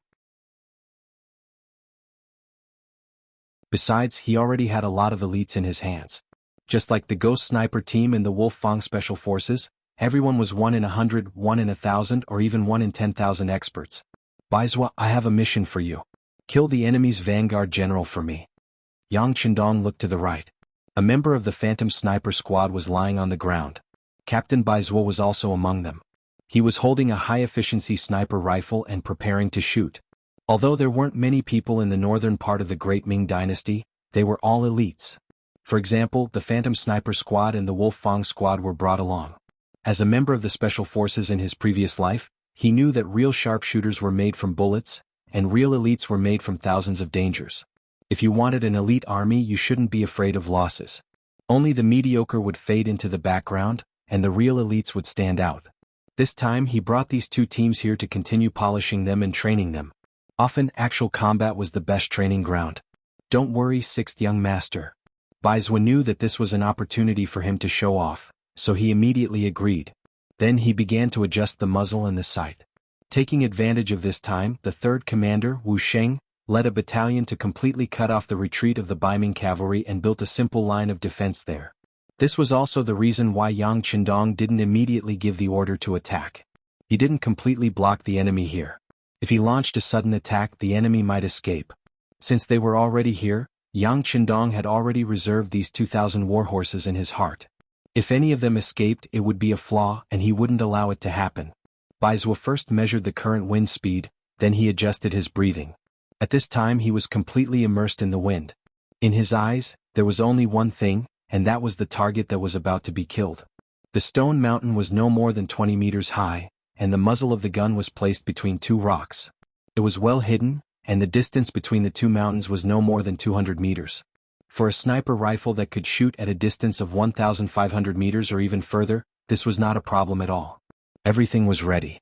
Baizua's right index finger was already placed on the hook of the rifle, then he moved it bit by bit. Bang!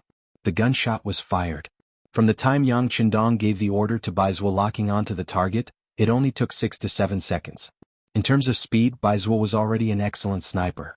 Of course, if he could be faster, he would be an ace sniper. The gunshot sounded, followed by the sound of a head exploding in the middle of the two mountains. Wuxia was dead. Without any warning, without seeing who the enemy was, without even knowing where the bullet came from, he died in a daze. Perhaps at the moment of his death, he was certain that there was indeed danger here. Baizua's shot was like a signal flare. The mercenaries who had been lying in ambush on both sides also locked onto the target and began to fire continuously. After Wuxia's death, one by one the Baiming cavalrymen fell off their horses and died on the ground. Enemy attack! Enemy! A centurion was still shouting loudly, but he quickly stopped halfway. There was no other reason other than that the bullet had already entered his body. He was already a dead man. How could a dead man speak? One by one, the northern Ming cavalry were hit by the bullets. They didn't even see what the enemy looked like before they fell off their horses or died on their horses. And this kind of scene seemed to be contagious. It started from the vanguard and spread all the way to the middle and rear of the army. Liang Xian, who was in the middle of the army, heard the loud gunshots. His face turned from red to white. Even if he was a fool, he would know that he had fallen into an ambush at this moment. But why were the gunshots so dense? Where did they come from? When did such a powerful enemy and opponent appear in this area? Some thoughts flashed through his mind. At this time, Liang Xian was thinking more about how to escape this place. He originally thought that this time he would be able to obtain a great merit by just walking around. Who knew that his life would be in danger? Retreat, retreat, retreat. Seeing the soldiers in front and beside him being targeted and shot without any resistance, Liang Xian's heart was in a mess. Liang Xian's courage was about to break at this moment. He shouted loudly, and under the protection of several bodyguards, he turned around and reined in his horse, preparing to flee. But no matter how fast he was, how could he be faster than a bullet? Soon, his figure was locked on by the ghost shadow snipers mixed in with the mercenaries. Perhaps no one could recognize his identity, but under the tight protection of several bodyguards, even if one used their toes to think, they would know that this person's identity was not ordinary. Since Liang Xian was a person of status, he would definitely be the target of special attention. At least 3 or more ghost shadow snipers targeted Liang Xian. It was a pity for this secondary grade 3 commander. He originally thought that he could rely on the Liang family's background to make a name for himself in the new Ergon capital. Once he had the chance, he would return to Ming to be a high official. But now, he was about to lose his life because of a mission that was not dangerous at all. At the same time, he was targeted by at least 3 qualified snipers. Even a god would not be able to save him now. Bang bang bang. Gunshots continued to be heard in the sky above the battlefield, but it was not as dense as before. Before the battle, the 6th young master had given a strict order. If one was not confident enough, they were not to shoot casually, and they were not to shoot any warhorses. This made some soldiers who were not confident in their marksmanship take the initiative to put down their guns. They could only watch and see how others were performing. Under another round of gunshots, the bodyguards protecting Liang Xian fell from their horses one by one, revealing the general's figure. Bang bang. 2 sniper shots rang out at the same time, hitting Liang Xian's head and heart respectively. This arrogant commander who couldn't be underestimated widened his eyes and fell off the horse with an unwilling expression. Even in death he did not know who killed him. He had the same unwillingly thought as Vice Jianghu Zhang Mingji. The vanguard, middle and rear troops all fell from their horses and died under the waves of gunshots. Only a small portion of the rear troops reacted quickly and turned around to escape the 2 mountains. What awaited them was not a ray of hope, but a heavy defensive line set up by Wu Sheng's main battalion and 2 auxiliary battalions. Hit them hard. Finally seeing the enemy appear in his line of sight, Wu Sheng, who had been waiting for a long time, gave the order. Hundreds of gunshots sounded at the same time, and the bodies of the Ming cavalry that appeared in front of them were filled with holes. Their bodies were like a hornet's nest, and then they fell off their horses one by one and died. All that was left was the constant neighing of the war horses, as if they were calling for their masters to get up and get up quickly.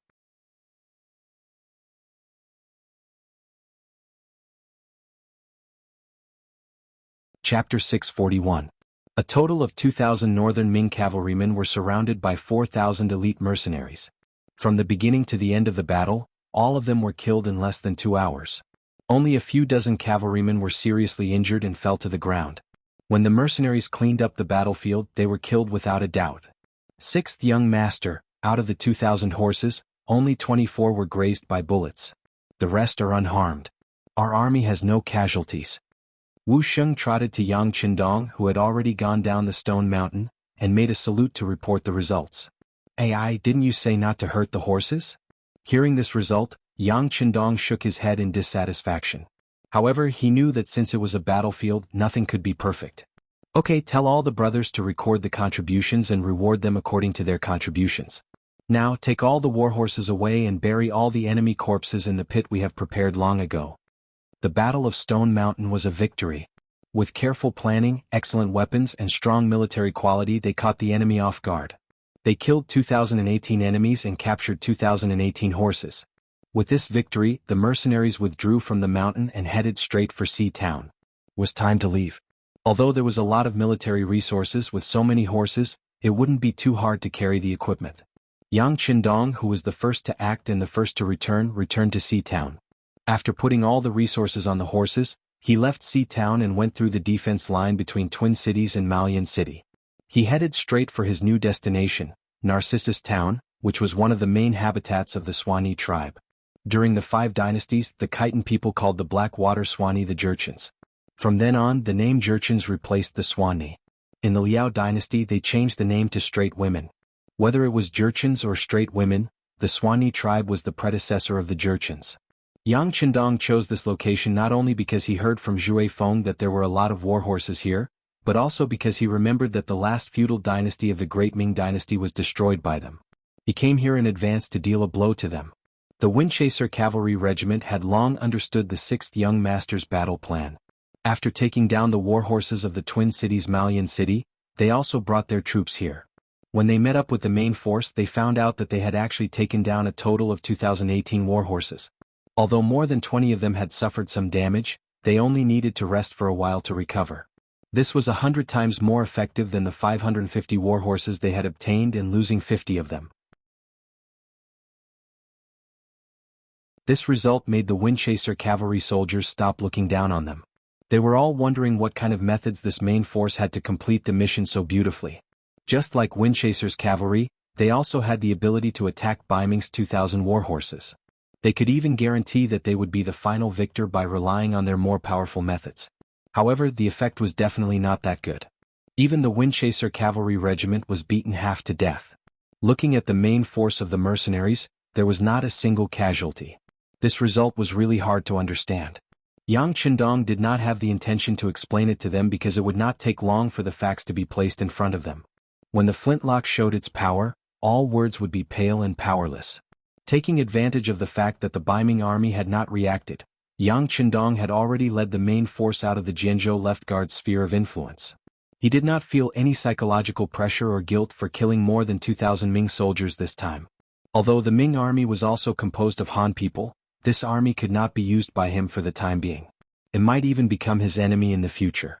Of course, he would not be polite to the enemy. The Han people he wanted were not people who were willing to die for the Ming dynasty. Not to mention, Bai Ming's Shen Kuan had tried to assassinate him. If this was the case, he would not be polite when killing people. Yang Qindong did not hesitate to kill people. At this time, the Jianzhou Northern Guard, the Lianmao Guard, and the Shuangqing Guards had already become a pot of porridge. It was already night time, but there was no news at all. When the Twin Cities Guard's 1,000 households chief He Ying sent people to Horn Mountain call, from the mouths of the ignorant commoners, they only learned of the existence of a great battle. As for who killed who and who won in the end, they had absolutely no idea. They continued to search. The 3 cities sent the most outstanding coroner.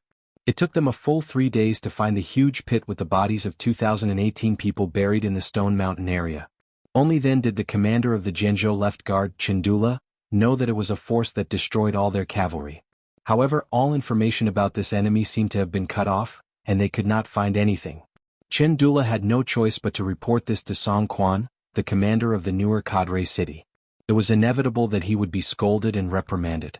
However, they still did not know who the enemy was. At this time, Yang Qindong had already brought the mercenary army to the west of Narcissus Town, 20 li away. Su Yunxing and the scouts sent by Commander Ding Shan had already gotten a general idea of the town's situation. From the information the scouts sent back, Narcissus Town was a large town with a resident population of around 50,000 people. Most of them were Nuzan people, and there were also Mongols, Han people, Jalimi, Ki, Kuwu, Dor and other races. This place was a hodgepodge. Because the closest Ming army near Narcissus Town was 300 li away, this place was like an otherworldly paradise. It was a place that belonged to the newer Gandusi and was not under the control of the Ming army. In the Ming dynasty's first year of Yongle, 1403, Ming dynasty Emperor Zhu Di sent people to Heilongjiang and Wasili rivers to recruit the Nuzan people. In the 14th year of Zheng Tong, 1449, the Mongol imperial tutor Yeshen of Wara attacked the Ming dynasty. He defeated the Ming dynasty army at Tumu Castle and almost captured Minging Zone. Some Jianzhou and Haishi guards took the chance to attack Liaodong to cooperate with Yeshen's military operations. However, there were also quite a number of Nuzan guards who were attacked by Yi Shiwen. Many of the hereditary leaders of the Nuzan guards were robbed by Yi Shiwen and lost their hereditary credentials. Later on, they could only pay tribute in the name of the imperial secretariat. However, the rewards they received were much less than before. However, after the Ming dynasty split into north and south, the Nuzan people here started to get restless. Since then, the Ming dynasty's pressure on the Nuzan started to weaken, and they slowly lost control. Some leaders even dared to challenge the Ming dynasty and rob the Liaodong region. It was around this time that the Nuzan language was lost. The Nuzan people mainly used Mongol as their written language, and a small portion of them used Chinese. What was different from history was that the Jianzhou guards, Jianzhou left guards, and Jianzhou right guards formed a strong tribe under the Ming dynasty. The appearance of the Jianzhou Three Guards marked the formation of the Manchu people and the expansion of their power. However, due to the appearance of Yang Qindong, the Ming dynasty was split into north and south. Bai Ming gave more support to newer Gandusi, so the Jianzhou Three Guards were still in the hands of Bai Ming. Speaking of which, if Narcissus Town wanted to not be controlled by the Ming dynasty, it was impossible to rely on its location. Another reason was that there were 2 strong cavalry forces here. The strongest one was under the Nuzan's command, and the weaker one was under the Mongols' command. From the information provided by the scouts, the Nuzan's commander was called Borte.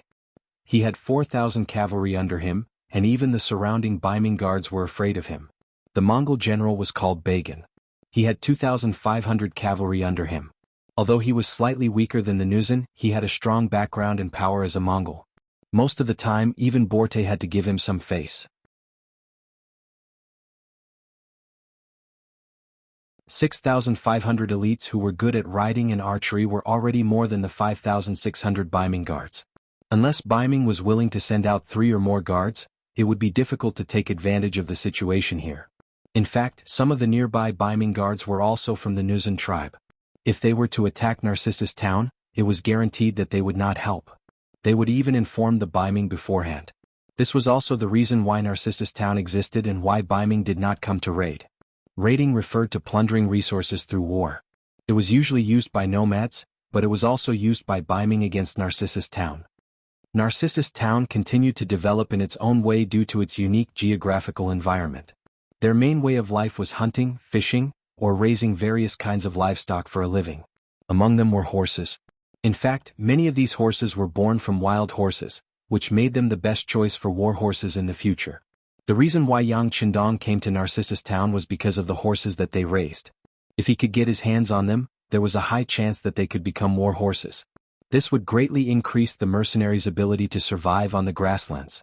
6,500 cavalry. Yang Qindong shook his head after reading the information that the scout sent back. It was difficult for him to take down so many cavalry in one go. Even if he could, he would have to consider his own casualties. Whether it was the Nuzan or the Mongol, they were not his main opponents. It was not worth it and meaningless to waste his energy here. How about this? Let Commander Ding Shan go and see how many war horses he can buy from them. As long as they meet our standards, we will leave this place and head to the Tatar region. He had no intention of fighting with the Nuzan and the Mongol. Although he wanted to use this opportunity to teach the Nuzan cavalry a lesson, it was not worth it if he had to pay a high price.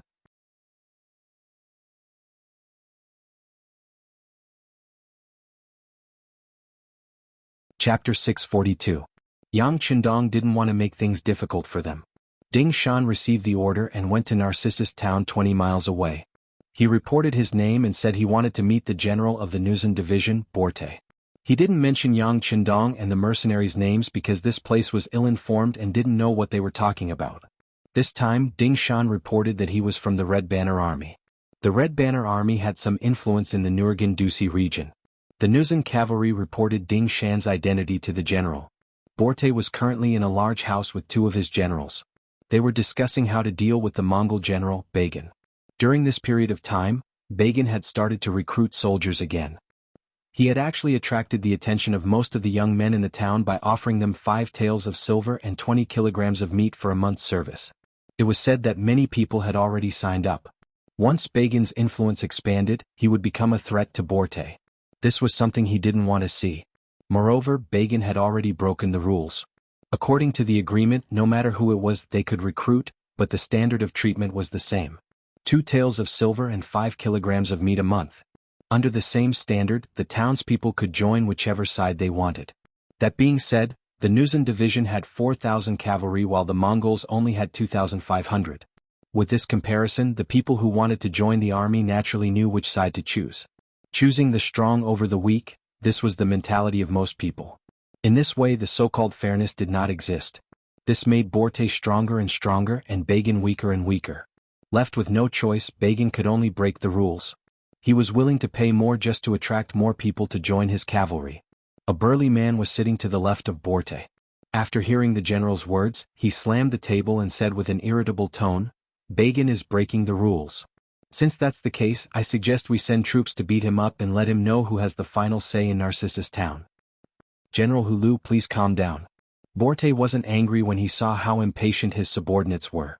Instead, he was secretly happy. He liked people like Hulu who was straightforward and didn't hide anything. When he used such people, he felt more assured. General Hulu had already expressed his opinion. Borte's gaze fell on the man on his right. This man's name was Hui Libu, and his thoughts were clearly much deeper. Hui Libu didn't immediately express his decision. Instead, he pondered for a moment and said, "Of course we don't care about Bagan. We have 4,000 cavalrymen. As long as we attack, they won't be able to hold on for long. They will be defeated in the end. But don't forget, behind them is the powerful Mongol Empire. Although their territory is far from here, Once the news spreads out, who can guarantee that they won't have any ideas about us? If a group of 5,000 Mongol cavalry comes, how are we going to deal with them? If we fight, can we win? This? Hulu originally wanted to say something, but after hearing this, he had no choice but to shut his mouth. Borte let out a long sigh in his heart. The Mongol Empire was too powerful. They were so powerful that he had to think carefully before doing anything to Bagan. If the terrifying consequences were to come, he wouldn't be able to bear it. In his heart, he wanted to use Narcissus Town to develop and strengthen himself, and not attract other people to attack him. In order to achieve this goal, he didn't even forcefully recruit soldiers in the town because he knew that there would be spies from the Ming army here. Currently, he only had 4,000 cavalrymen, so the Ming army wouldn't see him as a threat. However, if he recruited all the men in the town, then his power would instantly increase by several times. This would naturally attract the attention of the Ming army. When that time comes, if the Ming army sent an army to surround him, then he wouldn't even be able to survive. Sai, if that's the case, are we just going to watch Bagan grow stronger and stronger until he becomes a threat to us? Borte sighed and said in a dissatisfied tone. Perhaps we can send someone to discuss with Bagan. After all, it's not like we can't make the same offer. At worst, we can do the same. I'm sure the men in the town will still choose to join us, General Hui Libu said in a testing manner.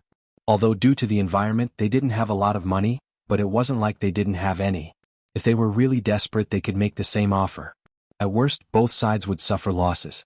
Looks like we have no choice but to do as he said. Borte nodded. This was the result he had expected. However, this way the amount of money he had would shrink by a lot. If this continued, without enough income, he might not even be able to afford military expenses one day. Just as Borte nodded and made his decision, a soldier walked in from outside and knelt on the ground. General, there is someone who claims to be from the 5-Star Army who wants to see you. The 5-Star Army. Borte wasn't unfamiliar with this name. He knew that this was an army of thousands of cavalrymen, and that they had some fighting power. However, that was all. After all, he was 3 times stronger than them. Yes. Did the person say what he wanted? No. The person who came called himself Dingshan. He said he had business to discuss with you. As for what business, he didn't dare to tell us. The soldier knelt on the ground and answered truthfully. Business? He then let him in. Borte smiled. This was a normal thing to do. This was because they could get green mouse fur, as well as things that were urgently needed outside like gerfalcon and pearls. For this reason, it wasn't strange for ordinary merchants to contact him. However, these merchants would usually appear in early spring and late autumn.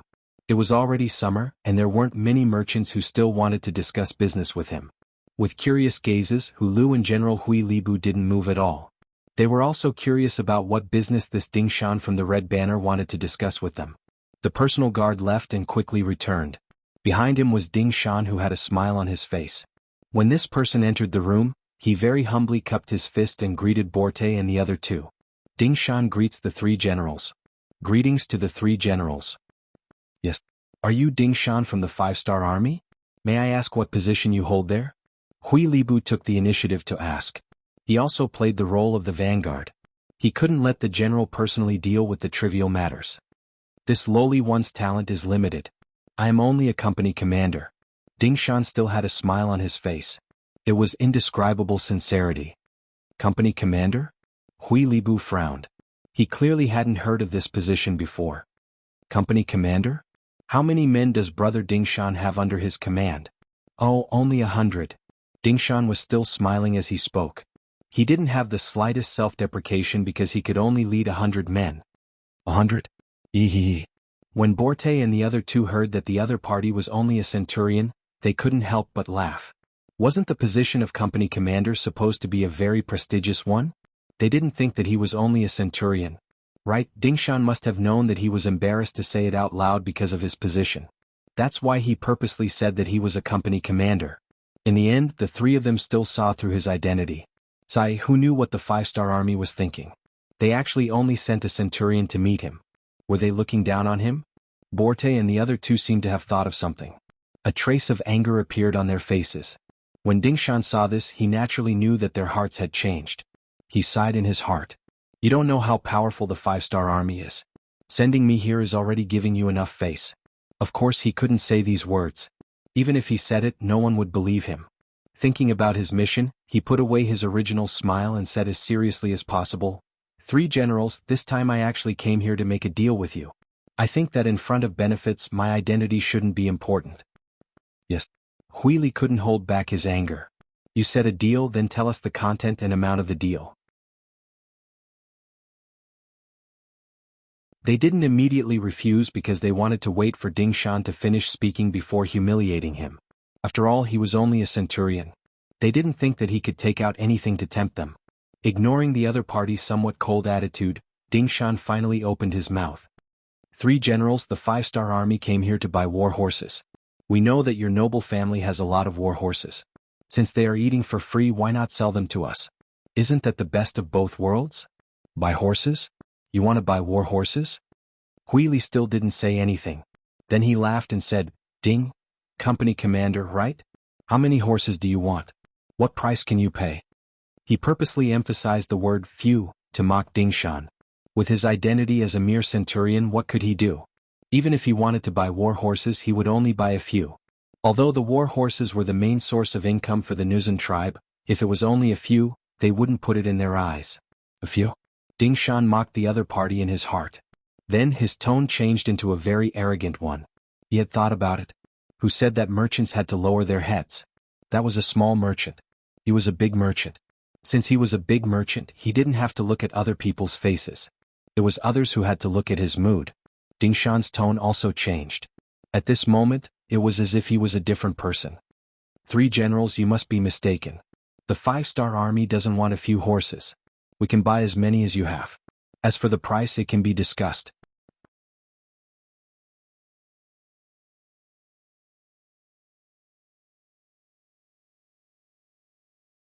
Chapter 643. Originally she didn't care. If it wasn't for the fact that she didn't want to make enemies, she would have already kicked Ding Shan out of here. Ding Shan was just a small force with only 1,000 soldiers. She wasn't afraid of him. But all of this changed with Ding Shan's words. As if he thought he didn't hear it clearly, Borte asked, "Wait a minute, what did Company Commander Ding say?" Seeing that even Borte was shocked by him, Ding Shan's sense of superiority immediately increased. Thinking that a big shop can bully customers, but at the same time, a big customer can also bully the shop. He regained his previous smile and said, "I said that there is no limit to the number of war horses you can buy. We will buy as many as you can provide. The price will also satisfy you." This time they heard it clearly, but because of this, Borte and the other two sucked in a breath of cold air. They didn't expect the 5-star army to be such a big customer. They also didn't expect them to be so rich. Borte was just worried that he didn't have enough money to face the Mongol army. He didn't expect that the heavens would send him a god of wealth so quickly. Borte, who didn't care about the other party before, immediately smiled. "Haha, come, prepare a seat for Company Commander Ding." Just a moment ago, Ding Shan had been standing in the middle of the hall, surrounded by Borte and the other two. It was as if he was being interrogated by the 3 judges. Now that he heard that the other party was strong, his attitude immediately changed. This was the effect of strength. Immediately, a bodyguard entered the main hall and brought over a long table. A blanket was prepared for them to sit on. Ding Shan didn't regard himself as an outsider. He cupped his hands and smiled to express his gratitude. Then he sat down at the long table and casually picked up a bowl of wine on the table and poured it into his mouth. Then he praised the wine. Ding Shan purposely displayed a heroic appearance, and even when he drank, he downed a bowl in one gulp. This instantly attracted the goodwill of Borte and the other two, especially Hu Lu. He was originally a straightforward person, and when he drank, he naturally liked to drink to his heart's content. Seeing that Ding Shan seemed to be a kindred spirit, he laughed heartily and revealed a sincere smile, drinking a bowl of wine with him from afar. After drinking 2 bowls of wine in a row, Ding Shan's expression didn't change, nor did his heart beat wildly. He looked at Borte, who was sitting at the head of the table, and said with a smile, "General, can we discuss the price and the number of war horses?" "Okay. Now that Company Commander Ding has taken the initiative to come here, you can name the price," Borte said with a smile, looking like an old fox. The other party wanted to listen to his opinion. This was a matter of planning before taking action. Ding Shan did not have any objections to this. After all, this was the other party's territory. Of course, he would let the other party have the final say. Okay, since the general has spoken, then this little one will name the price. For a batch of good quality warhorses, we offer 120 taels. This is already the highest price in the market. As long as the warhorses arrive, we will pay the money. It's only a few 100,000 taels of silver. Our 5-star army doesn't have anything else, but we have a lot of money. Ah. Ding Shan was very confident. Borte and the other two also believed in this point. If the other party didn't prepare enough money, then what right did they have to talk about cooperation? Besides, if they didn't have enough money, then weren't they afraid that they would flip out? One must know that this was the Jurchen's territory. Moreover, their military strength was several times greater than the other parties. No one would take the initiative to provoke such a powerful existence. As for the price of 120 taels of silver for a horse, this was indeed very fair. In the market, ordinary horses were usually sold for around 30 taels of silver. War horses were usually sold for 100 to 120 taels of silver. Very few excellent horses could be sold for a sky-high price of 150 taels of silver.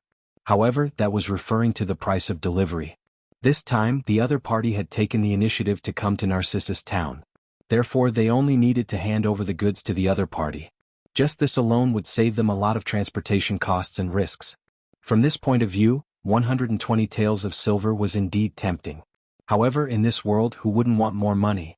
Since this was a business that was delivered to his doorstep, and Ding Shan looked like he was determined to get it, Borte naturally had no reason to let it go easily. Therefore, even though his heart skipped a beat when he heard the price of 120 taels of silver for a warhorse, he did not show it on the surface.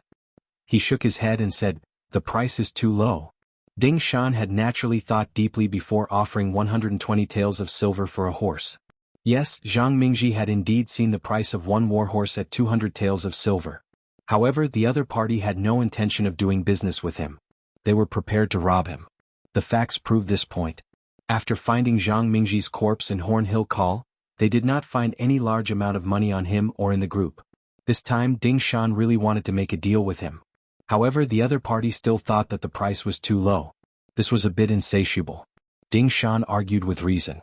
"General Borte, we are here to buy from you. You only need to send the warhorses out of Narcissus town and our deal will be considered complete. This will save you a lot of trouble."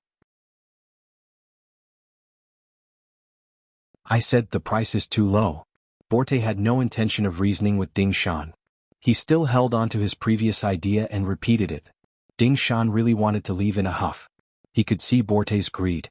However, when he remembered that the 6th young master was waiting for his news outside the town, he had to forcefully suppress the thought of leaving. He then looked at Borte and said, "General, how much do you think is appropriate?" 150 taels of silver for one. We can guarantee the quality of the warhorses. If you don't like any of them, you can return them to us. Borte said proudly, as if the warhorses of the Nuzan were the best. This warhorse was equivalent to an extra 30 taels of silver. In this way, if they bought 4 warhorses, they would lose 1 warhorse. It was a bit of a loss. However, before coming here, the 6th young master had said that as long as the warhorses were of good quality, it did not matter if they had to pay a little more. What the mercenaries lacked now was warhorses. They could not afford to delay important matters because of a little money. Thinking of this, Ding Shan finally gritted his teeth and agreed. "Alright, since that is the case, I agree to this price. However, I do not know how many warhorses the general can sell so that I can go back and prepare the money." Ding Shan actually agreed. He thought that in the face of such an exorbitant demand, the other party would definitely hesitate. Even if he got up and left now, it would be normal for him to come back a few days later. Even if he had to settle it today, he would have raised the price. For example, 130 taels of silver or 140 taels of silver would have been fine. However, the other party did not say anything and just agreed. This was indeed out of Borte and the other two's expectations. However, at the same time they were overjoyed. If one warhorse could be sold for an extra 30 taels of silver, they would be able to make a lot more money. With this money, wouldn't they be able to compete with the Mongol army on the issue of new recruits? Ah, good. Company Commander Ding is indeed a straightforward person. Since that is the case, this general will also be a little more generous. I will sell you 1,000 warhorses for 150 taels of silver each. Borte laughed loudly as if he was afraid that Ding Shan would go back on his words. He quickly settled the matter. 1,000 warhorses, this number was not low. Perhaps the Nuzan might have some extra, but the quality was good. It was not easy to get so many warhorses. This was also what made Ding Shan satisfied. Alright, the total is 150,000 taels of silver. I will bring the money to trade in 2 days. Alright, 2 days it is. Borte also agreed to this decision. Then both sides looked at each other and laughed. After the business was finished, Borte originally wanted to ask Ding Shan to stay for a meal, but the other party said that he had something else to do and refused. After leaving the Nuzan's camp, he went to the Mongol camp. Very quickly he also finished the business of 1,000 warhorses. The only difference was that the other party accepted the price of 120 taels of silver each. Ding Shan's actions naturally did not escape Borte's eyes. When he knew that this person had gone to the Mongol camp to do business, his expression became somewhat ugly. He originally thought that with this amount of money, he would be able to compete with the Mongol Bagan. However, the other party also sold 1,000 warhorses. Although the price was lower than his, it was impossible for him to increase the gap between them. This made him somewhat discouraged. However, at the same time he was also interested in Ding Shan and the 5-star army. This team was really rich. They were willing to spend 200,000 to 300,000 taels of silver without even blinking. This made him feel a great deal of envy and jealousy. General, I have already arranged for people to follow Ding Shan. I believe that the information regarding the 5-star army will be sent back soon. Hui Libu seemed to have seen through Borte's thoughts and took the initiative to add this sentence. Very good. Then let's wait and see how strong this 5-star army is. Don't show off your wealth. If you don't have enough strength and still dare to show off like this, then you are not doing business. You are seeking death. At this moment, Borte's ambition had already begun to swell. He was eyeing the large amount of money in the hands of the 5-star army. After Ding Shan finished the business with the Nuzan and the Mongol, he left Narcissus town and walked towards the mercenary camp 20 li away. He was the commander of a company under the direct command of the regiment. Normally he would be a scout and scout. Naturally, he had already discovered that there was someone following him. However, he did not care. If it was in the past, he would have been more careful. Now that the 6th young master was here, their strength had increased greatly. What was there to be afraid of? Ding Shan quickly rode back to the camp. Behind him, the scout sent by General Hui Libu looked around the mercenary camp. After seeing the general situation, he also left. Not long after, the information regarding the mercenary camp was passed to Borte and Hui Libu.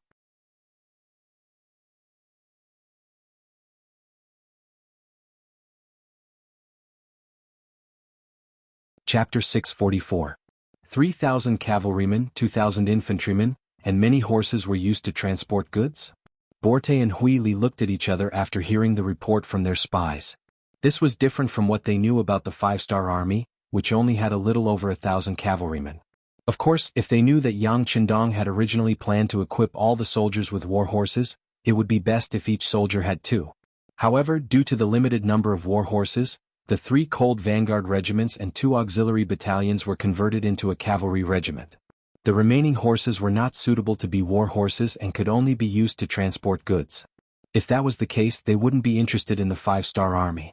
This force should be the 5-star army's newly expanded force. They shouldn't have much combat power. If we can catch them off guard, we can definitely defeat them. Not only that, we can also obtain their money, war horses, and even their soldiers. When that happens, our forces will almost double. When we face Bagan, the pressure will be much greater. Hui Li muttered to himself for a moment before becoming excited. The greater the difficulty, the greater the result. Hui Li's words coincided with Borte's thoughts. He immediately made up his mind and said with a ferocious expression, "All right, we should also make some preparations. How about this, mobilize the cavalrymen. In 2 days we will use the trade as an excuse to take over the enemy." In the mercenary camp 20 miles away from Narcissus town, Ding Shan reported the details of his trip to Yang Qindong and the other battalion commanders. When they heard that Borte had offered 150 silvers for a war horse, many of the officers were enraged. It was obvious that they were angry at Borte's exorbitant demand. He was clearly treating them like fat sheep to be slaughtered. Yang Qindong didn't feel much about it. It was just an extra 30,000 silvers. He really didn't care about it. However, he had seen and remembered Qi Taiying's greed. Once he had the chance, he would definitely repay Qi Taiying for what he had done today. Yang Qindong only wanted to settle this matter first. He didn't want to immediately become enemies with Borte. Borte's strength wasn't weak. Unless they used firearms, they wouldn't be able to take advantage of him. Besides, even if it was just because of 30,000 taels of silver, there was no need to start a war. This excuse was not enough. However, no one expected that an excuse would appear so quickly. Su Yunxing, the commander of the reconnaissance battalion, appeared in the large tent and delivered the news he had just received from Narcissus Town to Yang Qindong and the other officers. Sixth young master Nuren is making a move. Our people spent a lot of money to get in touch with some of the Nuzan's cavalry. We just got the news from their mouths. In 2 days they will be moving out in full armor. As for who the target is, the higher-ups didn't say. As soon as Su Yunxing entered the tent, he reported the first-hand information that the scouts had received. Armor was usually only worn during military operations. After all, the heavy armor wasn't very comfortable to wear. The operation would take place 2 days later. It was probably very clear who the target was. No one would believe that the Nuzan would have other military plans 2 days later. Haha. Yang Qindong couldn't help but laugh when he heard the news. He had indeed come to Narcissus Town to buy a horse. This place was quite far from Ming's garrison. Not only would there be fewer restrictions on buying a horse here, it wouldn't attract too much attention either. At the same time, he also wanted to see the Nuzan's strength. However, he really didn't want to start a war here. It wasn't worth it. However, if others took the initiative to provoke him, then the situation would be completely different. Were mercenaries afraid of trouble? Obviously they weren't.